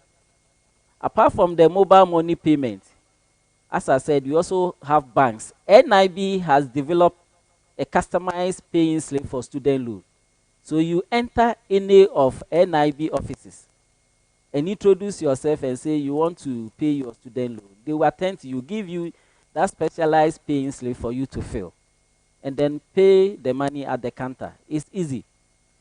GCB uses what they call smart pay system. You know, the smart pay is also used to pay school fees. So on the smart pay, they will ask you, which institution are you making the payment? Then you write the student loan trust fund. Then the next stage, they will ask for your ID. In place of your student ID, provide the SNIT number. These two items are very important because the SNIT number link the payment to our system, and we use that to credit you. And then the student loan is the company that the bank will give the money to. So these two items are very important. When you are done, submit it to the counter and you are on the go. In fact, EcoBank also uses the same system. So this is how you can do to pay for the loan. In fact, in the recovery, when you wait for after 4 years to pay, you are deemed as a what? A defaulter, and your interest will be increased. So I will encourage everybody who apply for student loan to pay on time. The reason why you should pay on time also is that we are using a revolving fund. The money we give out, when you pay, it is the same money we are giving to the next person or the next needy person who will apply. So if you don't pay your loan, then you are depriving us from having access to funds that will be given to the next needy person. And you also deprive your next needy person from having access to our funds. So please, paying back the loan is very important, and you should see it as a citizen's commitment to the nation. Because it is a loan, it also has an interest component. And the interest is linked to the TB rate. We all know TB rate. It is the rate at which Bank of Ghana lends money to commercial banks. And ours is 12%. Currently, the Bank of Ghana's own is about 13, 14, 15%. But ours is 12%. If the TB rate goes below 12%, we follow it. We also go below our 12%. But if the TB rate is higher than 12%, we still maintain our interest of 12%. And somebody will ask, 12% of what? The money we currently give to students, it ranges between 1,500 Ghana cedi to 3,000 Ghana cedis per year. It means if you have a 4-year program, and when you applied, the money we gave you, let's say, is 2,000 Ghana cedis. So we give the 2,000 to you every year till you complete your school. Now, let's use 1,000 as an example. When you applied, we gave you 1,000 for a year, and 12% on 1,000 is 120. So it means every year, when we give you 1,000 Ghana cedis, which is 10,000 old Ghana cedis, the interest on it for 1 year will be 120 Ghana cedis. And every month, because it's a 12 months, every month will be 10 cedis. Is this interest high for students? No. Because think of not getting money to pay for your fees or cater for your needs whilst in school, and you are stopping the school. Think of the disadvantage that you'll be in, or the future that you are building. And then owing student loan, say 120, get your education, get your skills, and then come out and pay your loan. Say because of this interest, you not apply for student loan. Is it good? So this is how the interest is calculated. 120 or 12% on any amount of money you receive per year. So if you have a 4-year program and you are receiving 1,000 cedis every month, every year, 1 year you receive 4,000, and 12% on 4,000 You calculate it. Okay? So this is how our interest goes. So briefly, this is all that student loan is about. And I will encourage students who are in need to really afford themselves to our services so that they will be happy whilst in school. They can concentrate on the education and they will not be thinking of when their money or the parents or whoever is in your family will send you money. If the person is not giving you money and you are hungry, you are thinking, what will you do? You can't even concentrate. So we are available for you, and please make yourself available. Thank you.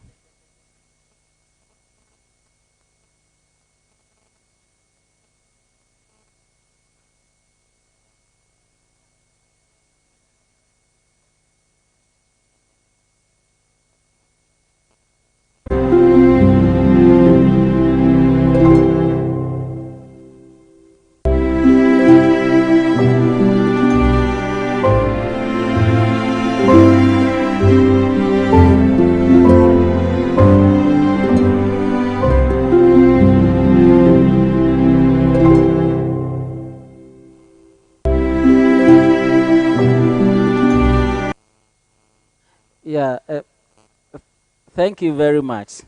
There are questions that I need to address. Someone wants to know how can a student apply for a loan? In fact, we have our website. The website is www.sltf.gov.gh. Again, it is www.sltf. S for student, L for loan, T for trust, F for fund. .gov, G for government, O for over, V for vote. Then .gh, G for government, H for house. Please put this website address at the address bar and log in. Don't Google it. Please log in at the address bar.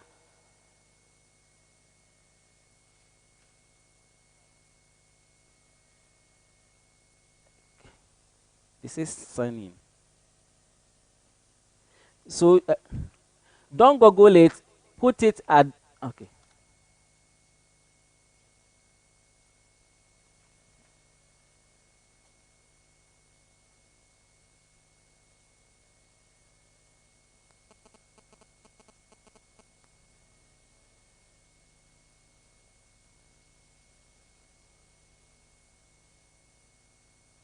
Mm.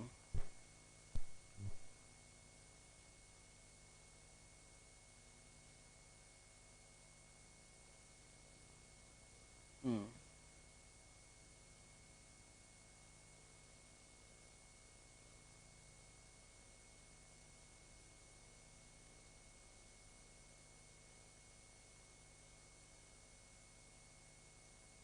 Then I can type.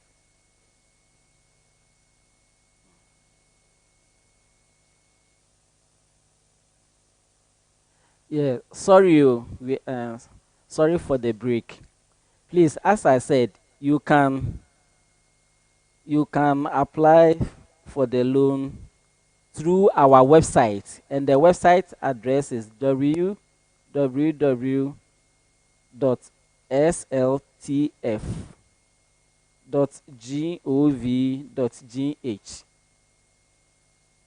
www.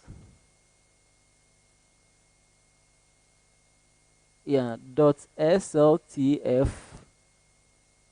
Yeah, the number lock was on, so I have .gov.gh. Enter. Yes. So this is the student loan website.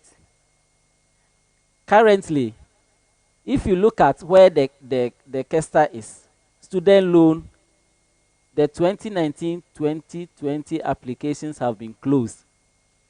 It means we are yet to open the 2020-2021 applications.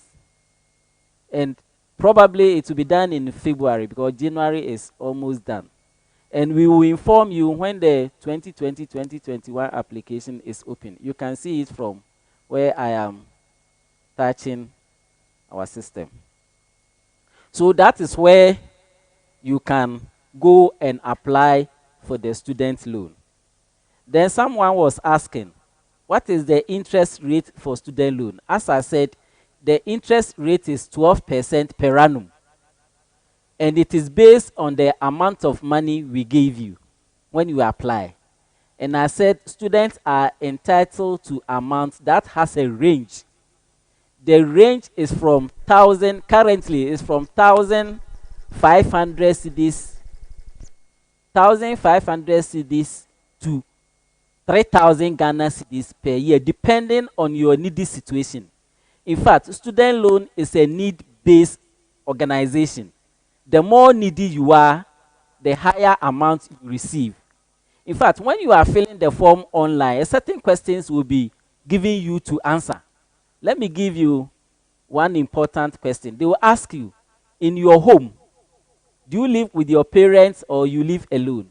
Assuming you indicate that you live with your parents, they will ask you, do you people use water closet or you attend to nature's call in a bush?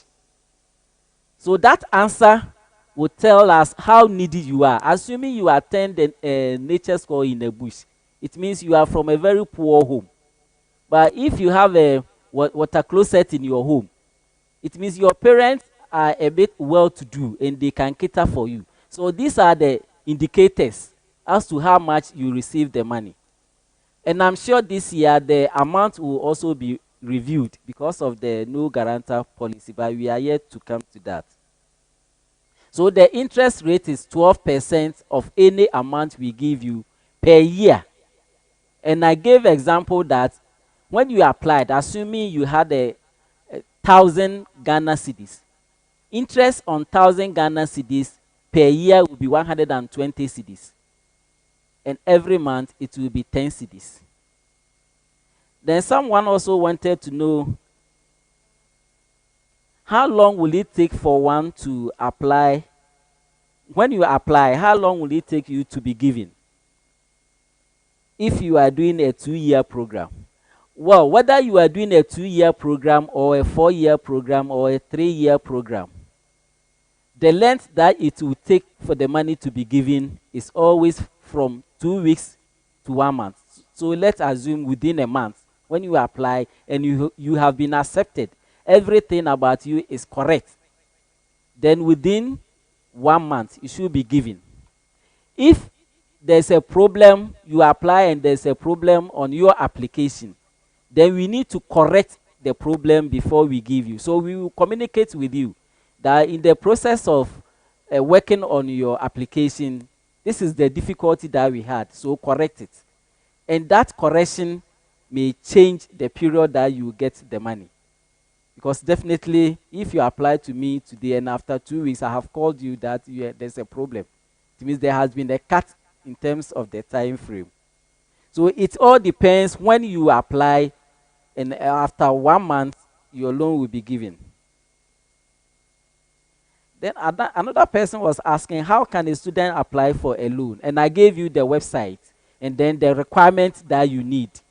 I said you need to have an e-switch card. An e-switch card is taken from banks and it is free. Then you need to have your Senate card. Senate card is also taken from Senate office. And then you also need to have your admission letters or student ID. So please, don't go and throw away your admission letter now because your student ID hasn't been given. So once it hasn't been given and we open the portal and you are applying, it means you need your admission letter attached to for the one form that you give to us. So that is the process. Then someone was also asking the interest rate. I have answered it. Somebody was asking when would the 1100 loan application start? It will start from probably next month. I'm sure it will start from next month, February. Somebody was asking, without the Ghana card, can you obtain student loan? Currently, yes, without the Ghana card, when we open the portal in February, you can apply. But when we introduce the no guarantor policy, because we are here to introduce it, that means when we introduce the no guarantor policy, you will not need a guarantor to apply. But the Ghana card will be a compulsory requirement. In that situation, without the Ghana card, you cannot apply.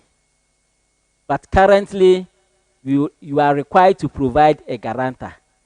So once you are providing a guarantor currently, you don't need the Ghana card. But once we inform you that you don't need a guarantor, in that situation or at that time, you need to get your national ID or your Ghana card. It's very important. Somebody was asking for our office. We have an office, a regional office at Sunyani Technical University, Accountancy Department, Block D. The first office is our office. So you enter the compound. You can even ask the security at the gate that you want to identify student loan office, and they will direct you. On your campus here, University of Energy and Natural Resources, we always link with the SRC offices. So we will have somebody who will come here every 2 days in a week, and the person will be stationed at the SRC office. So the time and then the period the person will be here will be given to the SRC executives, and they can inform the student. So that if you are unable to come to our office at the Sunyani Technical University, you can contact us in your local office. Yeah, the second question is about our office at the University of Energy campus. And I just said that it is located at the SRC office, and we provide a national service person at the office to attend to you. So these are the answers that I have for your questions. Thank you.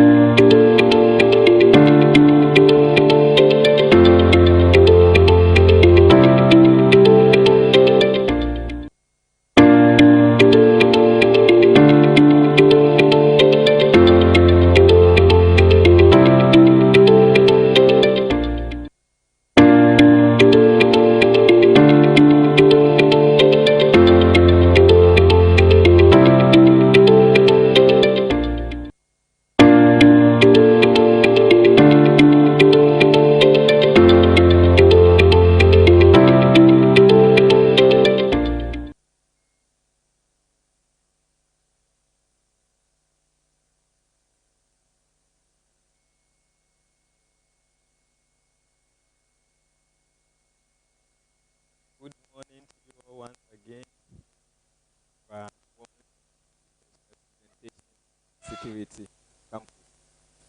I am Uenr, Senior Security Officer, representing the head of security to do this presentation.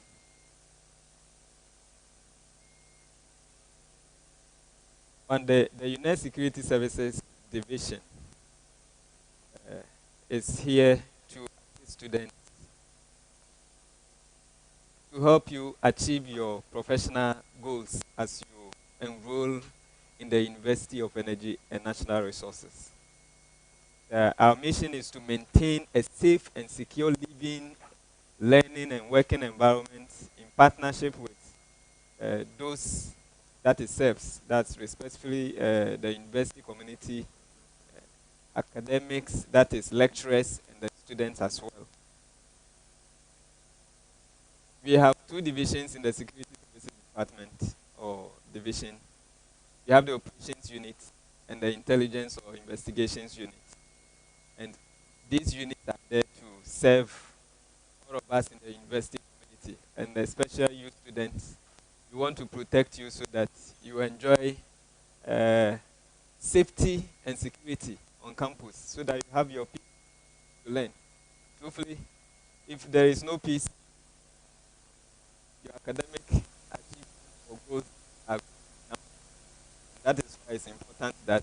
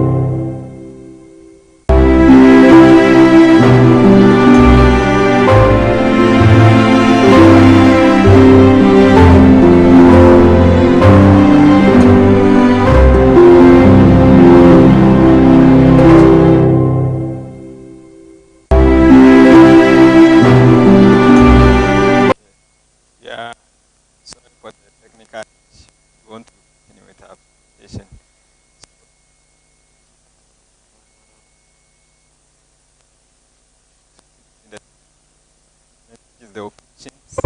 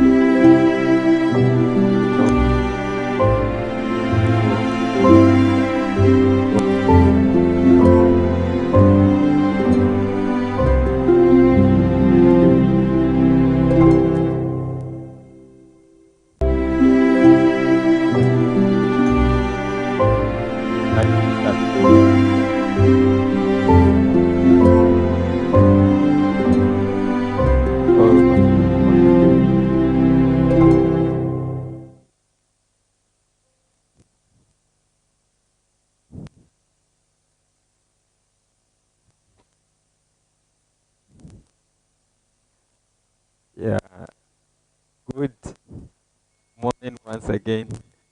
We warmly welcome all you dear students on campus. I'm doing a presentation on security on campus.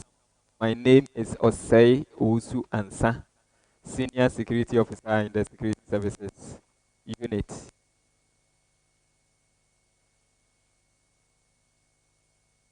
The Uenr Security Service Division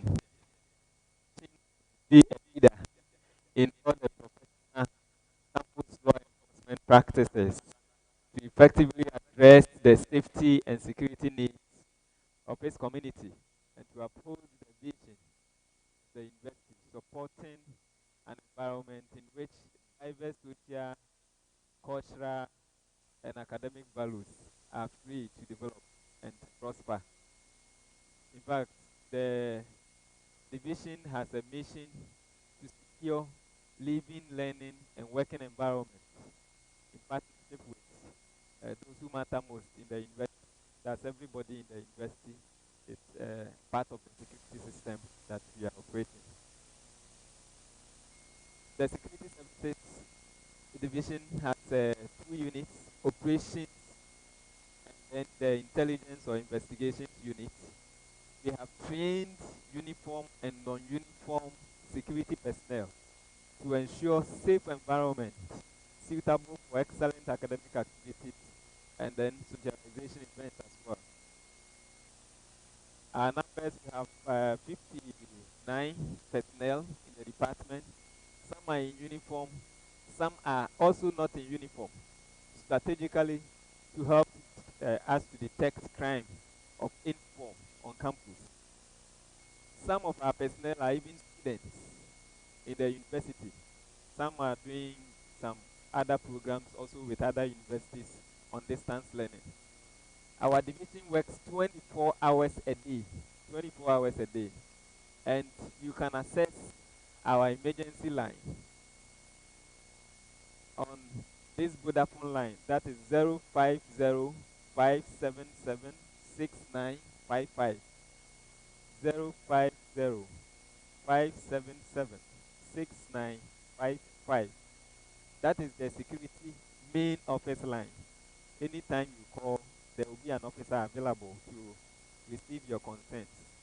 In an emergency, when you need an assistance, our Vodafone line is not a toll-free. We are now trying to work with the Vodafone to give us a short code which will be a toll-free for students to call. But in case of an emergency and you do not have credit, this is the police hotline, 18555 18555 18555. That is an emergency line, and anytime you call, the police will be there to assist you. There is a police station now established on campus, closer to the Get Fund hostel. And if you are in crisis, you can run to that point. We have about 10 security points on campus. Get Fund hostel, main campuses, the security is located at vantage areas, entry points, where students can also contact for any assistance. The security is here to assist and support and ensure that our campus is safe for study and learning. We are not here to intimidate anybody, but rather to assist you. So please feel free to talk to the security in any language of your choice. Most of them can speak more than 2 or 3 languages. You can speak English, you can speak Dagari or whatever. If you be the one you talk to in that other language you understand. But as we know, our common language is English, so you can speak to them, they will assist you. One thing that we want you students, freshmen, note on campus is that it is not everyone here who has a clear mind of pursuing a legitimate goal. Some are having other motives of coming. Some students are really criminals, as I would say. Some students have been arrested previously for engaging in certain crimes on campus, theft cases, even to some point robbery and blackmailing. And therefore, we want you to know that the environment that you find yourself in at this time, you can come across areas that we the security mark as hotspots. Hotspots in the sense that there are frequent crimes, frequent attacks in those areas. And please, when you are working in such areas, we want you to be careful. One, the road from the Get Fund hostel linking Fiapre. The university is trying to do all that it can to put in place measures to reduce the risks that students go through on that route. Please, if you are working there in the night, do not work there alone. At least you should be in groups of 3 or more. Don't work alone in the night. And some of you students are dear ones, expose yourself to a lot of crime. You see students walking on the road sometimes even daytime, browsing, fidgeting on their phones, not paying attention to their environment. You could be knocked by a car or anything. So please, you pay attention to that. Or somebody can even attack you and take your assets, whether your laptops or mobile phones. So when you are walking on campus, please you pay attention to your environment. If you see that somebody is following you, make frantic effort to widen the gap. You work faster if you see that the person is also increasing the pace. If you like, run and get to the next security point for assistance. Another hotspot area is the Zinco. The Zinco community, the Zinco route in itself from the sawmill getting to the Zinco junction. Uh, all those places that you can easily be attacked. So please do not walk there alone, especially in the night or early dawn. There is a police barrier on that route. However, you still have to be careful when you are using that route. Please be mindful of dark places in the night. All dark places are hotspot areas. Airport residential area, we had a series of reports of attack and break-ins into student rooms. Therefore, those who are not staying on campus but staying outside campus should also pay attention to this area. There is another private hostel route called Pena route, and please, we want you to pay attention around walking around that area. Pena Road is closer to the SDA hospital area, and that area too has been marked as a hotspot because many students are attacked, their laptops and their personal properties are taken. So please be careful as you walk around these areas. Many areas around Fiapre, Berlin Top, we've also heard or received reports of crime cases happening in those areas. And therefore, we want to draw your attention first so that you are aware that people can attack you in these areas. Areas or crime cases that you can expect to take place on campus include thefts. There are sometimes that rape cases are reported. The student handbook mentions some of the crimes that should not be committed on campus, such as sexual molestation, fighting is an offense on campus, assault is an offense on campus. There was one time that a roommate, ate another roommate's stew, and he went to bring metro men from town to come and beat the person. It should not be done. Once you are caught in this action, you can be dismissed from the university. Intimidation is an offense. Arson, that is deliberately setting fire into any property, is also an offense on campus. You do not need to engage in that.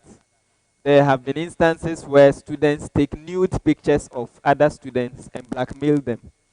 Please be careful as we engage in social activities or friendships or whatever, and a friend asks you to send nude pictures. Even couples are not expected to do that. It's insane in one way or the other. So if you get yourself into that, you put your own self into trouble. A student was sent to court on this case.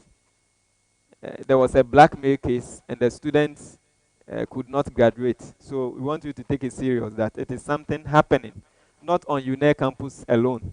In all the campuses in Ghana, these things are happening. People break into people's rooms. There are theft cases, and these theft cases come not as a result of anything, but sometimes students invite friends and people to their rooms, and they don't pay attention to these people. And most often, it is their friends who steal from them. If you want to keep your keys and other things, don't put your keys under your carpet or doormat or under your shoes and leave. Those will expose your property. People can just take it and enter your room and take whatever thing they want to take. According to the student handbook, when you look at page 41 mentions noise making. Page 43 talks about smoking. If you smoke in a hostel accommodation, it's an offense. And please get your student handbook. You can go to the Uenr website and download it and read. It should be your Bible on campus, because all the legal cases that you may have is in the student handbook. Your academic records, examination, everything is there. So please, we want you to take note of that and read.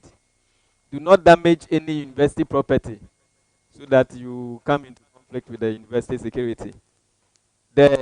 I just want to read something here in page 44 of the student handbook. And page 44 student handbook talks about transfer of Uenr property. Transfer of Uenr property. And here it says, no student shall displace or transfer Uenr property of any kind, example furniture and fittings, without prior written permission from the appropriate authorities. So this one is saying transfer, not stealing. Please take note.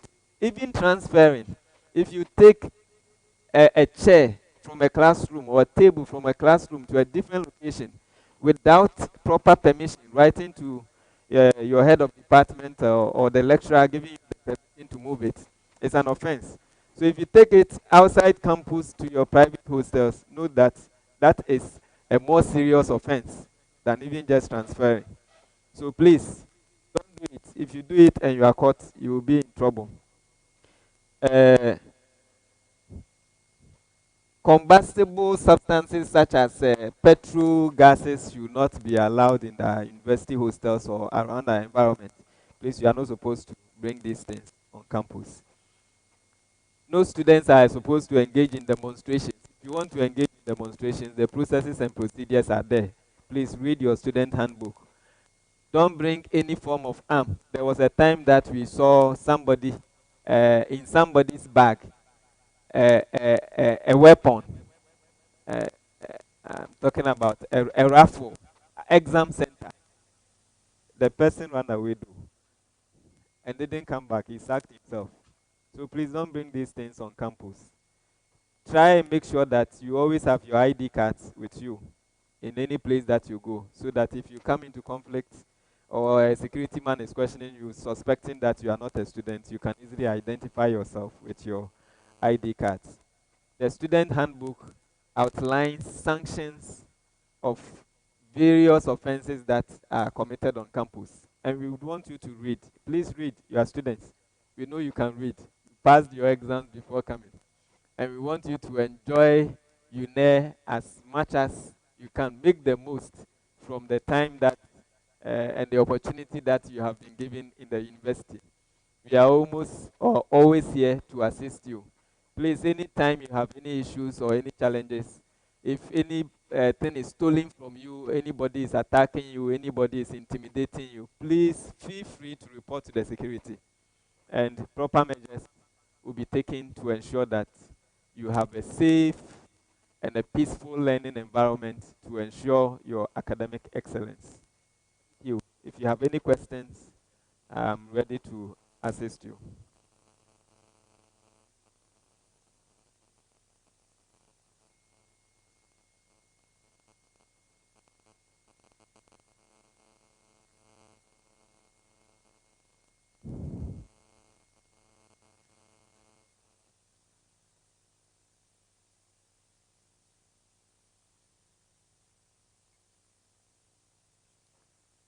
So as I wait for the questions, I want to repeat the numbers, the phone numbers that you can call again. The number, the security main number 050-577-6955. Or you can call the senior security officer's line. It's also active 24 hours. 0243 0243 763254. 0243 763254.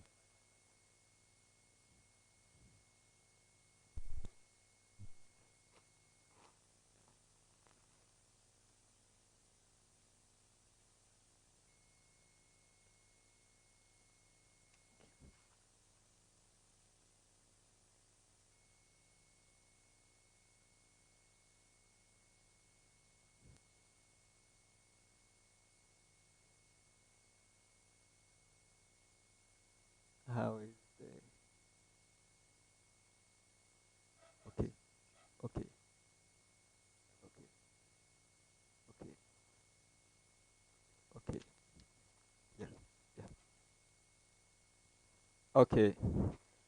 So someone is asking about the general security situation in town or in Sunyani. I would say that generally Sunyani is peaceful, but not absolutely peaceful. There are places, as I mentioned earlier, that you could be attacked. And please take note that crime grows with the growth of population. Now we have the Sunyani Technical University admitting so many students on campus. UNER also growing at a tremendous rate, admitting so many students. And when you students are not on campus, here is very peaceful.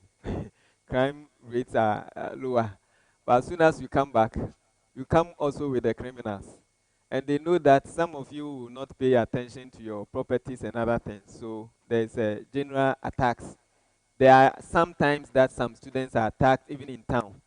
Please, places like around the Zenith Bank, around National Investment Bank, NIB, some students have been attacked around along those routes. So please, when you are walking in areas where you see nobody passing, there's a reason why people are not passing there. So please don't pass there.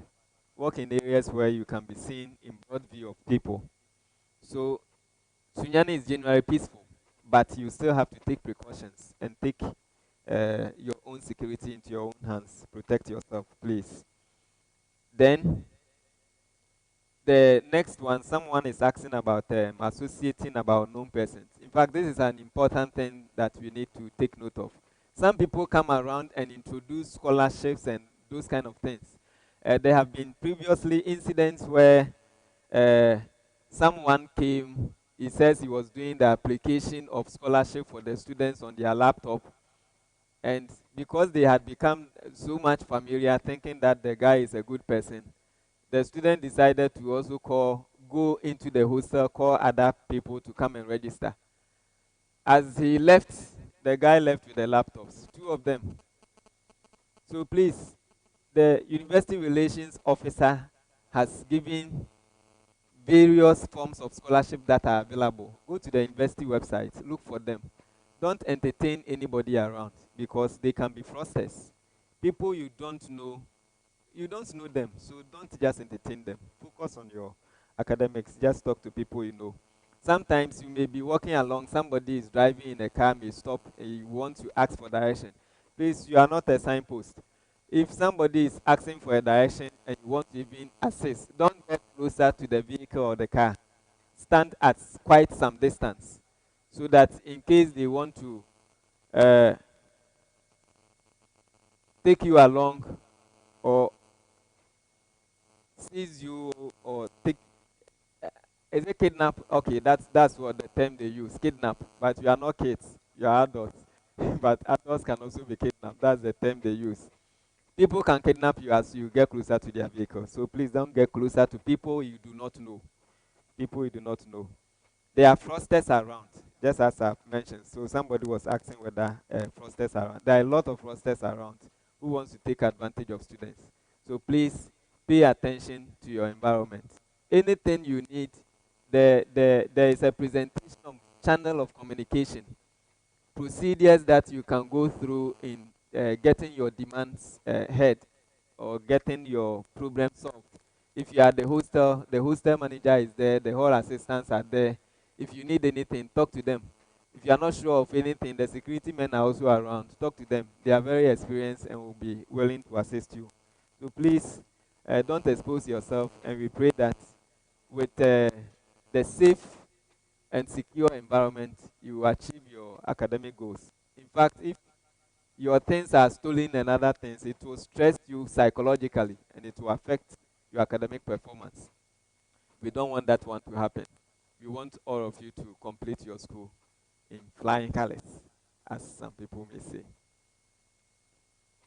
How is the security during entertainments? Well, during entertainments, such as SRC weeks, sometimes Nooks may also organize programs. They may bring artists and other public figures here on campus. during those times, we beef our security on campus. So, for campus security, you should be assured that campus is very safe. Fetching and bringing friends to rooms are sometimes the breaches. You students cause the breaches yourself and they steal from you. Sometimes a student may get into somebody's hostel room. He wants to go and find out whether his friend is there. He knocks and your room is not locked. He just enters, pick it. When you see him, he says he is playing. When you don't see him, that's the end of your property. When you are in your hostel rooms, make sure that the rooms are locked. Please, it is better for you to be disturbed in your sleep than to leave your door waiting for your roommate to come. If you sleep and leave your doors open, somebody will just enter your room and take your things away. Please don't do it. Just make sure that if your roommate is outside learning or whatever and he has not come in, lock your door. When he comes, he will knock so that you open the person. Otherwise, you lose your property. Many students have had that bitter experience. We don't want you to go through that. Thank you.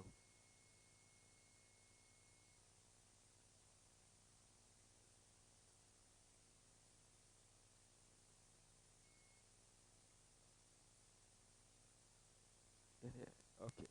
Okay. Yes. So I want to repeat the police emergency number again. As I mentioned, there is a police station.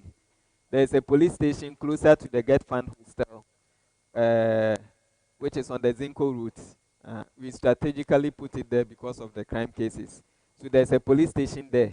But if you are attacked or there's an emergency, the police hotline is 18555.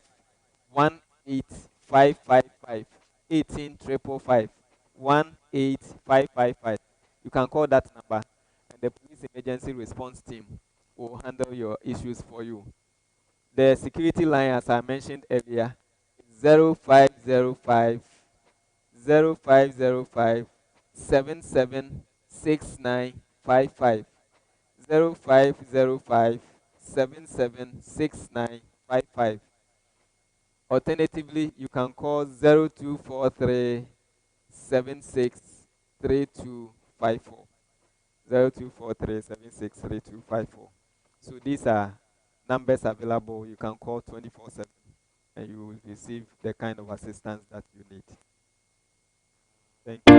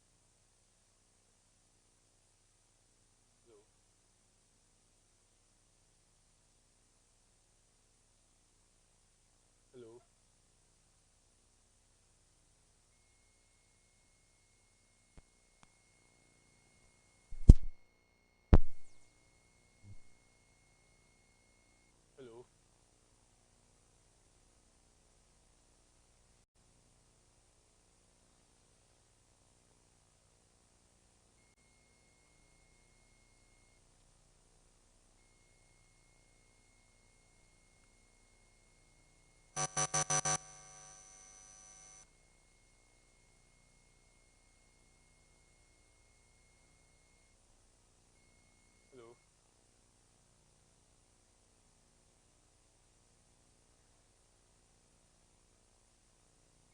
Hello.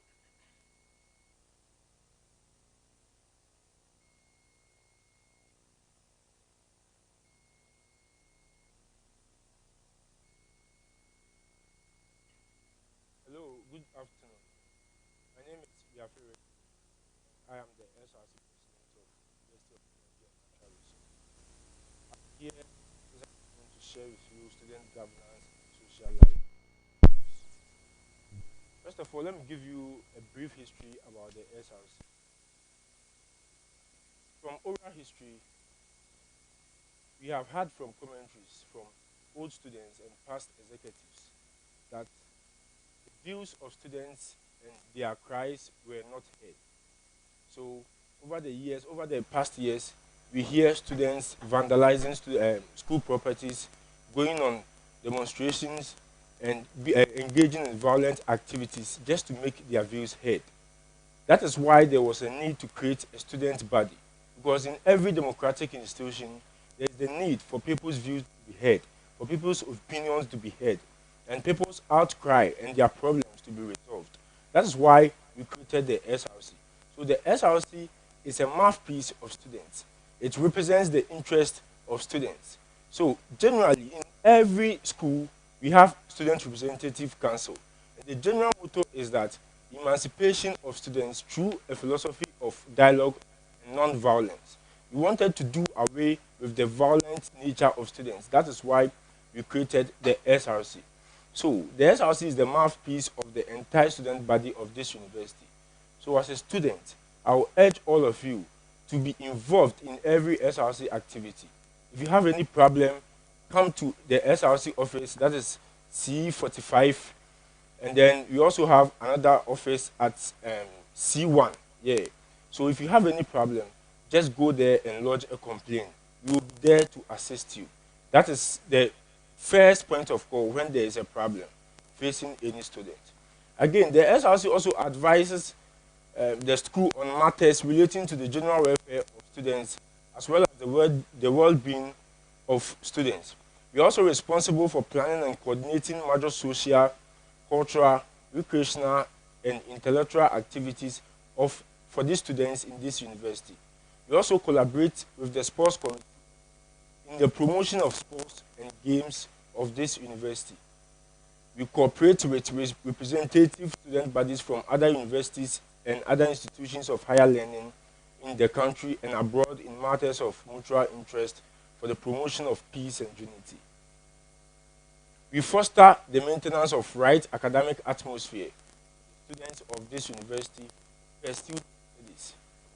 We also formulate rules and regulations to promote a cordial relationship between students, groups of students without discrimination on grounds of sex, creed, or religion, ethnic origin, physical disability, or course of study.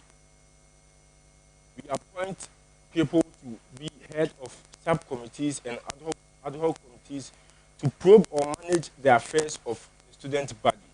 Examples of such committees are the Welfare Committee, the Parliamentary Council, the Judicial Council, and so on. We also promote cordial relations among all sections of the university, maintain good relations with past students of this university. That is the alumni group. The SRC is all about promoting and advocating for the university.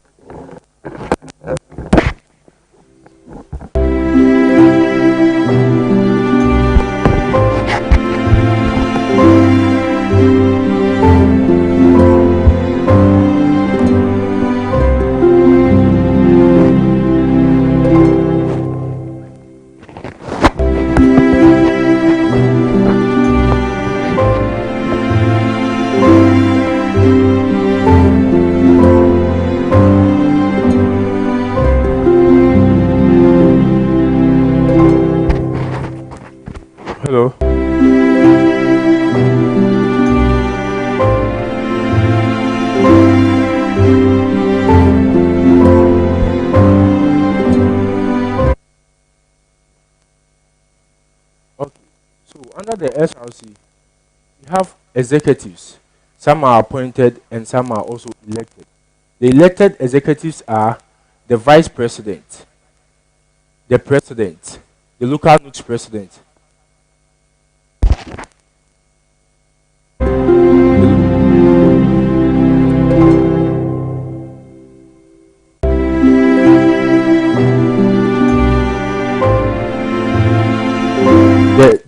The SRC general secretary, the SRC financial secretary, local NUCS president, local NUCS secretary, local NUCS financial secretary, and the women's commissioner for local NUCS and SRC. The appointed executives are the entertainment commissioner, the electoral commissioner, the legal affairs commissioner, organizing secretary for the SRC, and the sports commissioner. Again, we also have a local NUCS, which is also a block under the SRC on campus. So locally, the local NUCS is under the SRC, and in national view, the SRC is a block under the national NUCS. That's the National Union of Ghana Students. So, okay, so under the SRC, we have three arms of the SRC. That is the Executive Council, which is chaired by the President, the Parliamentary Council, which is chaired by the Speaker of Parliament, and the Judicial Council, which is chaired by the Chief Justice. So, under the executive arm of government, we formulate policies that affect students' life on campus. We also meet periodically to discuss issues affecting the SRC and decide on policies that shall be in the interest of the general students. We are also the policy initiating body of the SRC. So, the Parliamentary Council is also there to check the activities of the Executive Council. So, for instance, if you want to create or if you want to implement a policy, we will take it to the Parliamentary Council. They will consider it and approve it or disapprove it. That is the discretion of the Parliamentary Council. And then we also have the Judicial Council that probe into cases like fraud and all other cases that needs constitutional that needs an explanation from the Judicial Council, which is chaired by the Chief Justice. We also, with regards to social life on campus, we have clubs. The SRC holds preeminence over all other clubs on campus. So for a club to be accepted, it needs to be approved by the Parliamentary Council and the Dean of Students. So we have clubs like the Debate Society, the Rotary Club, Inactus, and so on. The debater's president is here, and then I would like to introduce him to you. His name is Raphael Opoku.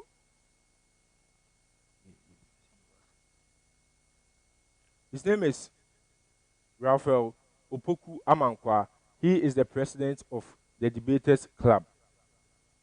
And I have with me here the Inactus secretary, which is Dela Daniel.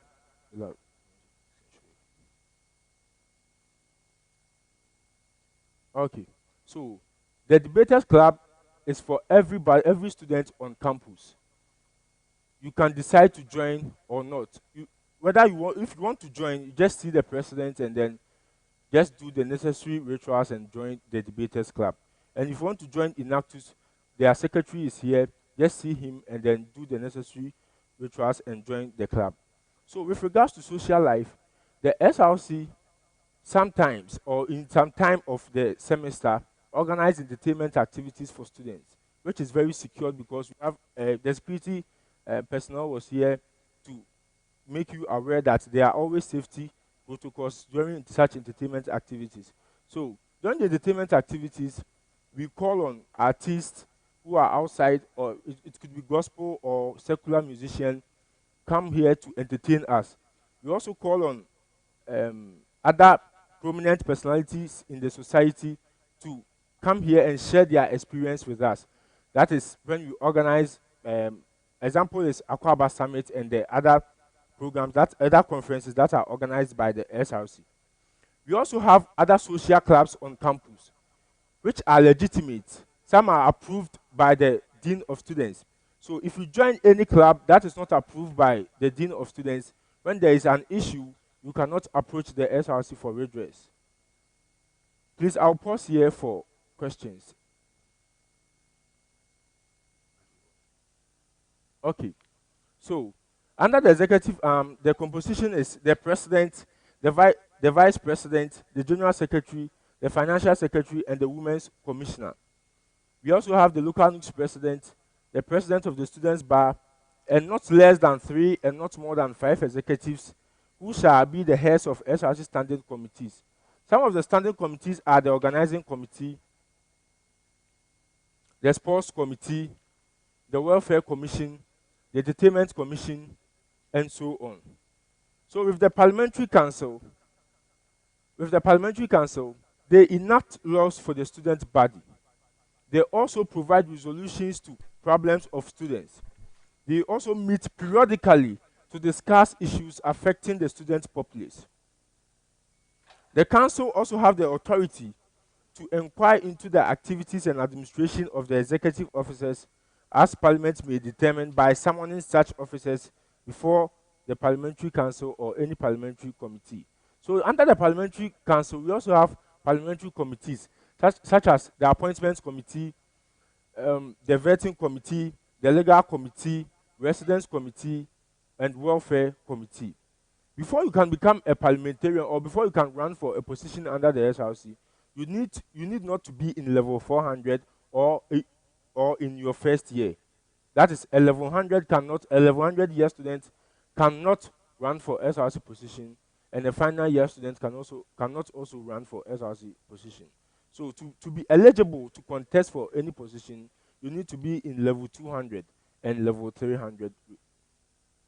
Again, the Speaker of Parliament, who is the head of the Parliamentary Council, shall be appointed by the SRC President. The Speaker shall be the head of the Parliamentary Council and shall preside over all the parliamentary sittings. A candidate for the position of the Speaker of Parliament shall be nominated by the President pending the approval of the Parliamentary Council on the first sitting of the House. So, for instance, I am just a President-elect, and this Friday, you have our inauguration, and we also inaugurate the Parliamentary Council. So, I have 3 days to appoint a Speaker of Parliament to be the head of the Parliamentary Council, which is Friday, happening at the auditorium. So, I entreat all of you to be there and witness how it is run. So, I will appoint the Speaker of Parliament, and then Parliament will approve. If Parliament says no, I have no other option than to appoint a different person through a secret. The Parliament will approve it through a secret voting. Now let's move on to the Judicial Council. There shall be established a Judicial Council and the judicial powers of all the bodies under the SRC shall be vested and shall be exercised by the appropriate judicial under the SRC in accordance with, and neither the President nor the Parliamentary Council under the SRC shall be clothed with final judicial power. So, even though I am the SRC President, I don't have all the powers under the SRC. Any judicial matter or any issue that is taken to court will be determined true or false by the Judicial Council, which will be chaired by the Chief Justice.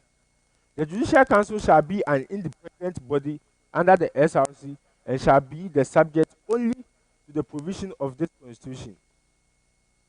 The Judicial Council shall be the only judicial body of the SRC. No person or the organization shall have the right to establish a judicial system without due permission of the Judicial Council, and which such permission of the Judicial Council shall grant upon formal application written to the Judicial Council. So, for instance, if you want to set up a quasi-judicial committee, let's say an ad hoc committee, for them to probe to any matter of that needs court redress, you need to write to the Judicial Council for approval. This approval will be in a written form to you, which will serve as an evidence that the Judicial Council has granted you the permission to form a quasi-judicial committee or an ad hoc Committee. The composition of the Judicial Council shall be composed of the Chief Justice, a Justice of the Supreme Court of the SRC, a judge each from each a judge each from the departmental courts, the Judicial Council Secretary. We have a departmental president, a departmental secretary, a departmental financial secretary, a departmental representative. So when there is an issue in your department, you will take it to your departmental court. Unless it is an election dispute, you will take the decision to the departmental court to seek for redress. You also have a judge each from the residential hall. So we have 2 traditional residents on campus. So if you have any issue, just take it to the residential hall court, and then if the matter surpasses their powers, they will take it to the Supreme Court. We also have a representative from the Student Bar Association. The Student Bar Association is made up of lawyers. That is student lawyers. So very soon we will open application for students who are interested in joining the student bar. You write an exam. When you are through, you will be allowed to call the bar. We also have a representative in high ranking from the University Cadet Corps. We also have the Cadet Corps, who is in charge of the security, who manage the security or safety affairs on campus together with the security personnel on campus. Okay, so with regards to social life, every student, as I said earlier, have the right to join any legitimate social club on campus. We have the Debaters Club, we have the Inactus, we have Rotary Club, we have the Jama Group, and so on. So you are free to join any social club that is legitimate, that is approved by the Dean of Students and the SRC on campus. So I'll pause here for since I answer you.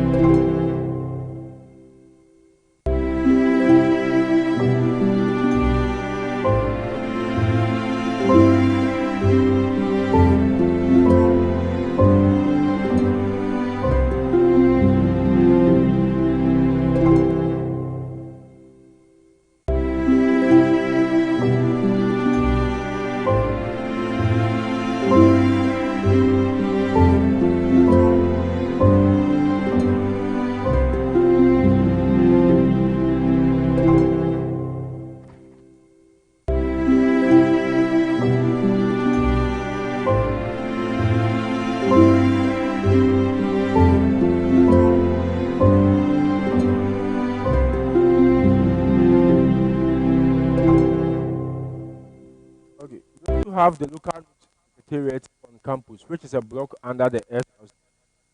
So the local news secretariat comprise of one, the local news president, the general secretary, the financial secretary, and the women's commissioner. The executive council of the local news constitutes the executive committee of the local news. So these are the functions of the local news. One, the local news shall present periodic report to the SRC on the activities of the secretariat. For the purpose of this, the committee shall present reports in the first week and the third and 3 weeks before the end of each semester. The secretariat, in consultation with the SRC Executive Council, shall be in charge of students' loan and shall, to that extent, work in the interest of students.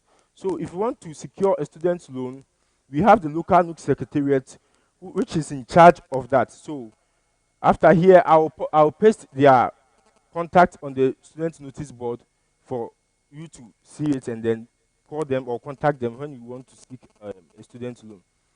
Okay, so they also liaise between the SRC and the National Secretariat of NUCs. They are also responsible for the dissemination of information to and from NUCs. That is the National Union of Ghana Students.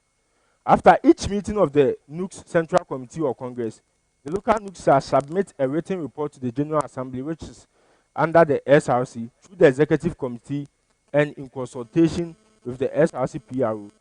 Also publish on all notice boards within 7 days after the meeting or within 14 days after the beginning of the next semester in the event of the meeting taking place during vacation. The Secretariat also formulate rules which shall be consistent with the SRC Constitution and the local NUC's Constitution to steer the affairs of the Secretariat.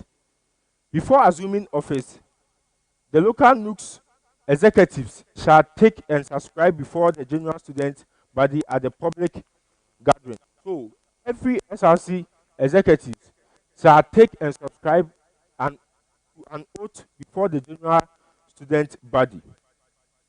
The representation, that is the representation of the local NUCs. The new secretariats and the SRC executive officers shall agree on the number of representatives to represent the SRC activities outside the university, such as NUS Congress and USAC Congress. It is okay. So, with the Debaters Club, they meet on every Friday to train their members for external tournaments. So, such tournaments are the Pan African University Debate, the Ghana Universities Debate Championship. We have NSS and so on. So they meet every Friday to train their members, and then after here, I'll paste their contact on the notice board for you to contact them if you want to join. That's if you want to join. Okay, so we also have the Women's Commissioner, which represents the interest of the women or the girls on campus. So the composition of the Women's Commission is we have the Women's Commissioner, the Deputy Women's Commissioner, the Secretary, the Organizer, and the Financial Secretary. It is only the Women's Commissioner who is elected. All the other executives that I mentioned are appointed by the Women's Commissioner in consultation with the Executive Council. Now, the Women's Commissioner, the functions of the Women's Commissioner are: the Women's Commissioner shall be the head of the commission and the chief spokesperson of all the female students on campus. The Women's Commissioner shall represent the interest of women under the local NUC Secretariat. She shall make known to the Parliamentary Council any problem facing the female students on campus and their consequent solution. She shall undertake any activities and functions as shall be determined by the SRC. The post of Women's Commissioner shall be declared vacant. Sorry, this is not right. The Women's Commissioner, before assumption, shall take and subscribe before the general student at a public gathering the oath of office. So every officer under the SRC shall take and subscribe before the general student at a public gathering the oath of office. And then we also have the Deputy Women's Commissioner who is in charge of affairs in the absence or when the seat of the Women's Commissioner is vacant. So he shall act in the absence of the commissioner. So this is how you present your issues to the SRC. 1. If you have an issue pertaining to residency, you report it to the Welfare Commissioner. If you have an issue pertaining to your residency or your residence on campus, report it to the Welfare Commissioner. If you have an issue pertaining to academics, report it to the SRC Vice President. If you have an issue pertaining to academics, report it to the SRC Vice President. If you have any gender issue, especially the females on campus, if you have any gender issue, report it to the Women's Commissioner. If you have any security or safety issues on campus, report it to the Cadet Commander. If you have any safety issues, report it to the Cadet Commander. And those who reside, those who have been accommodated at the Get Fund, the traditional hostels, if you have any issue pertaining to your residence, first report it to the hostel, the porters at the hostel. Report it to the porters at the hostel. They will forward it to the appropriate quarters for redress. Okay, so we also have under the student governance, we have the alumni group, which is the old students of this very university. They also meet periodically to discuss issues affecting the student population, and then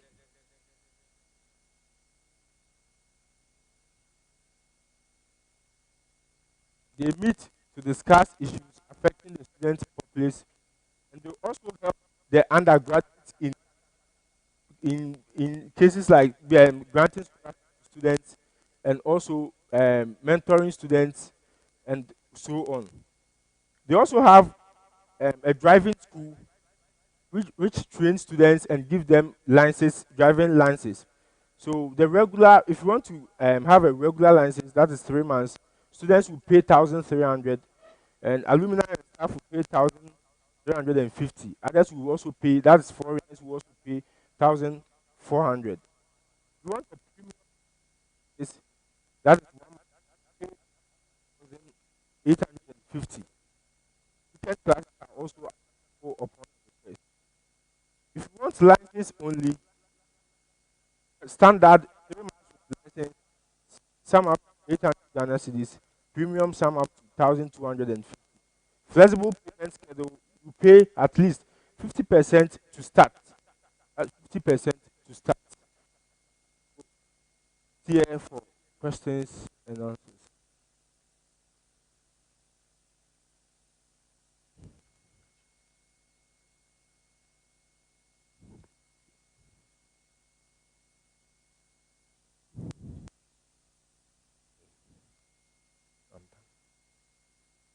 Okay.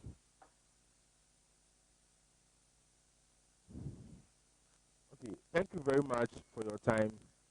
I am done with my presentation, and I hope you had it well.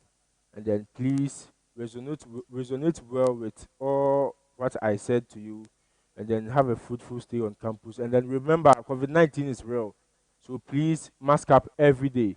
Wear your mask every day. Protect yourself and others, please. Thank you very much, and stay healthy alive.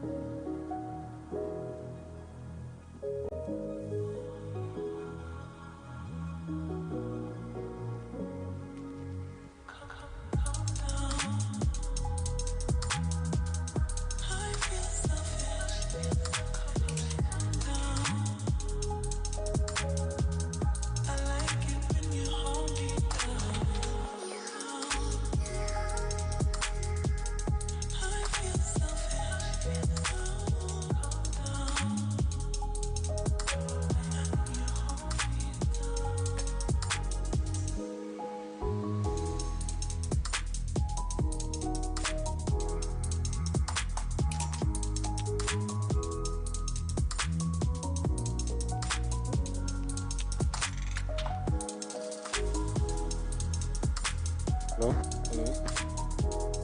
Hello? Hello? Hello?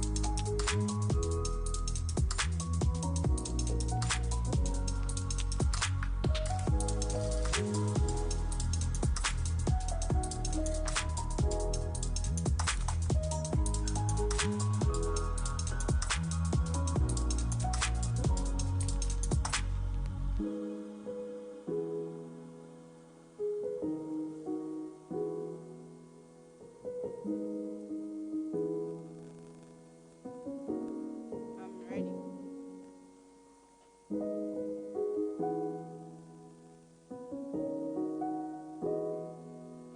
Hello.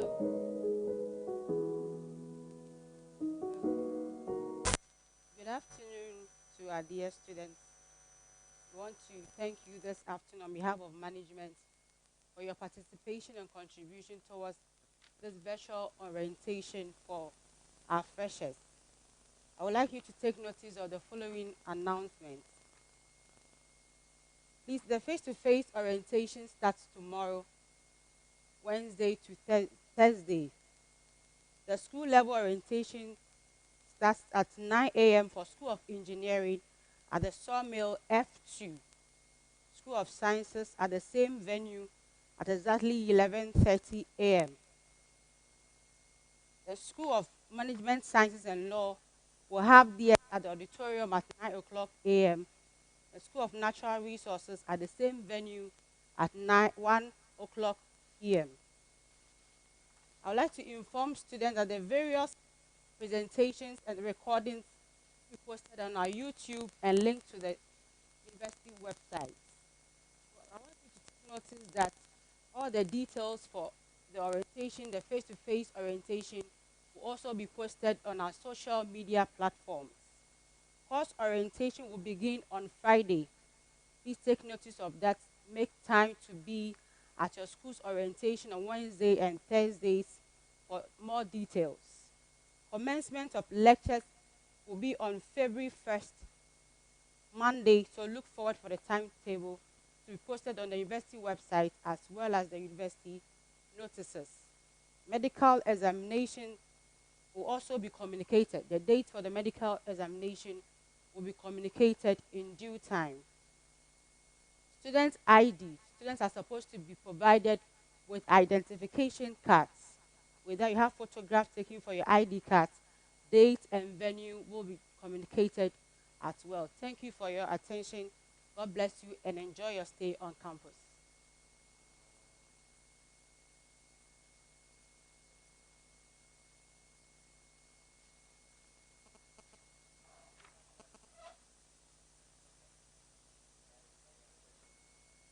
Okay. Please take notice that the presentation, all the presentation will recap on the website. Okay, we are replaying the presentations on the website. Thank you.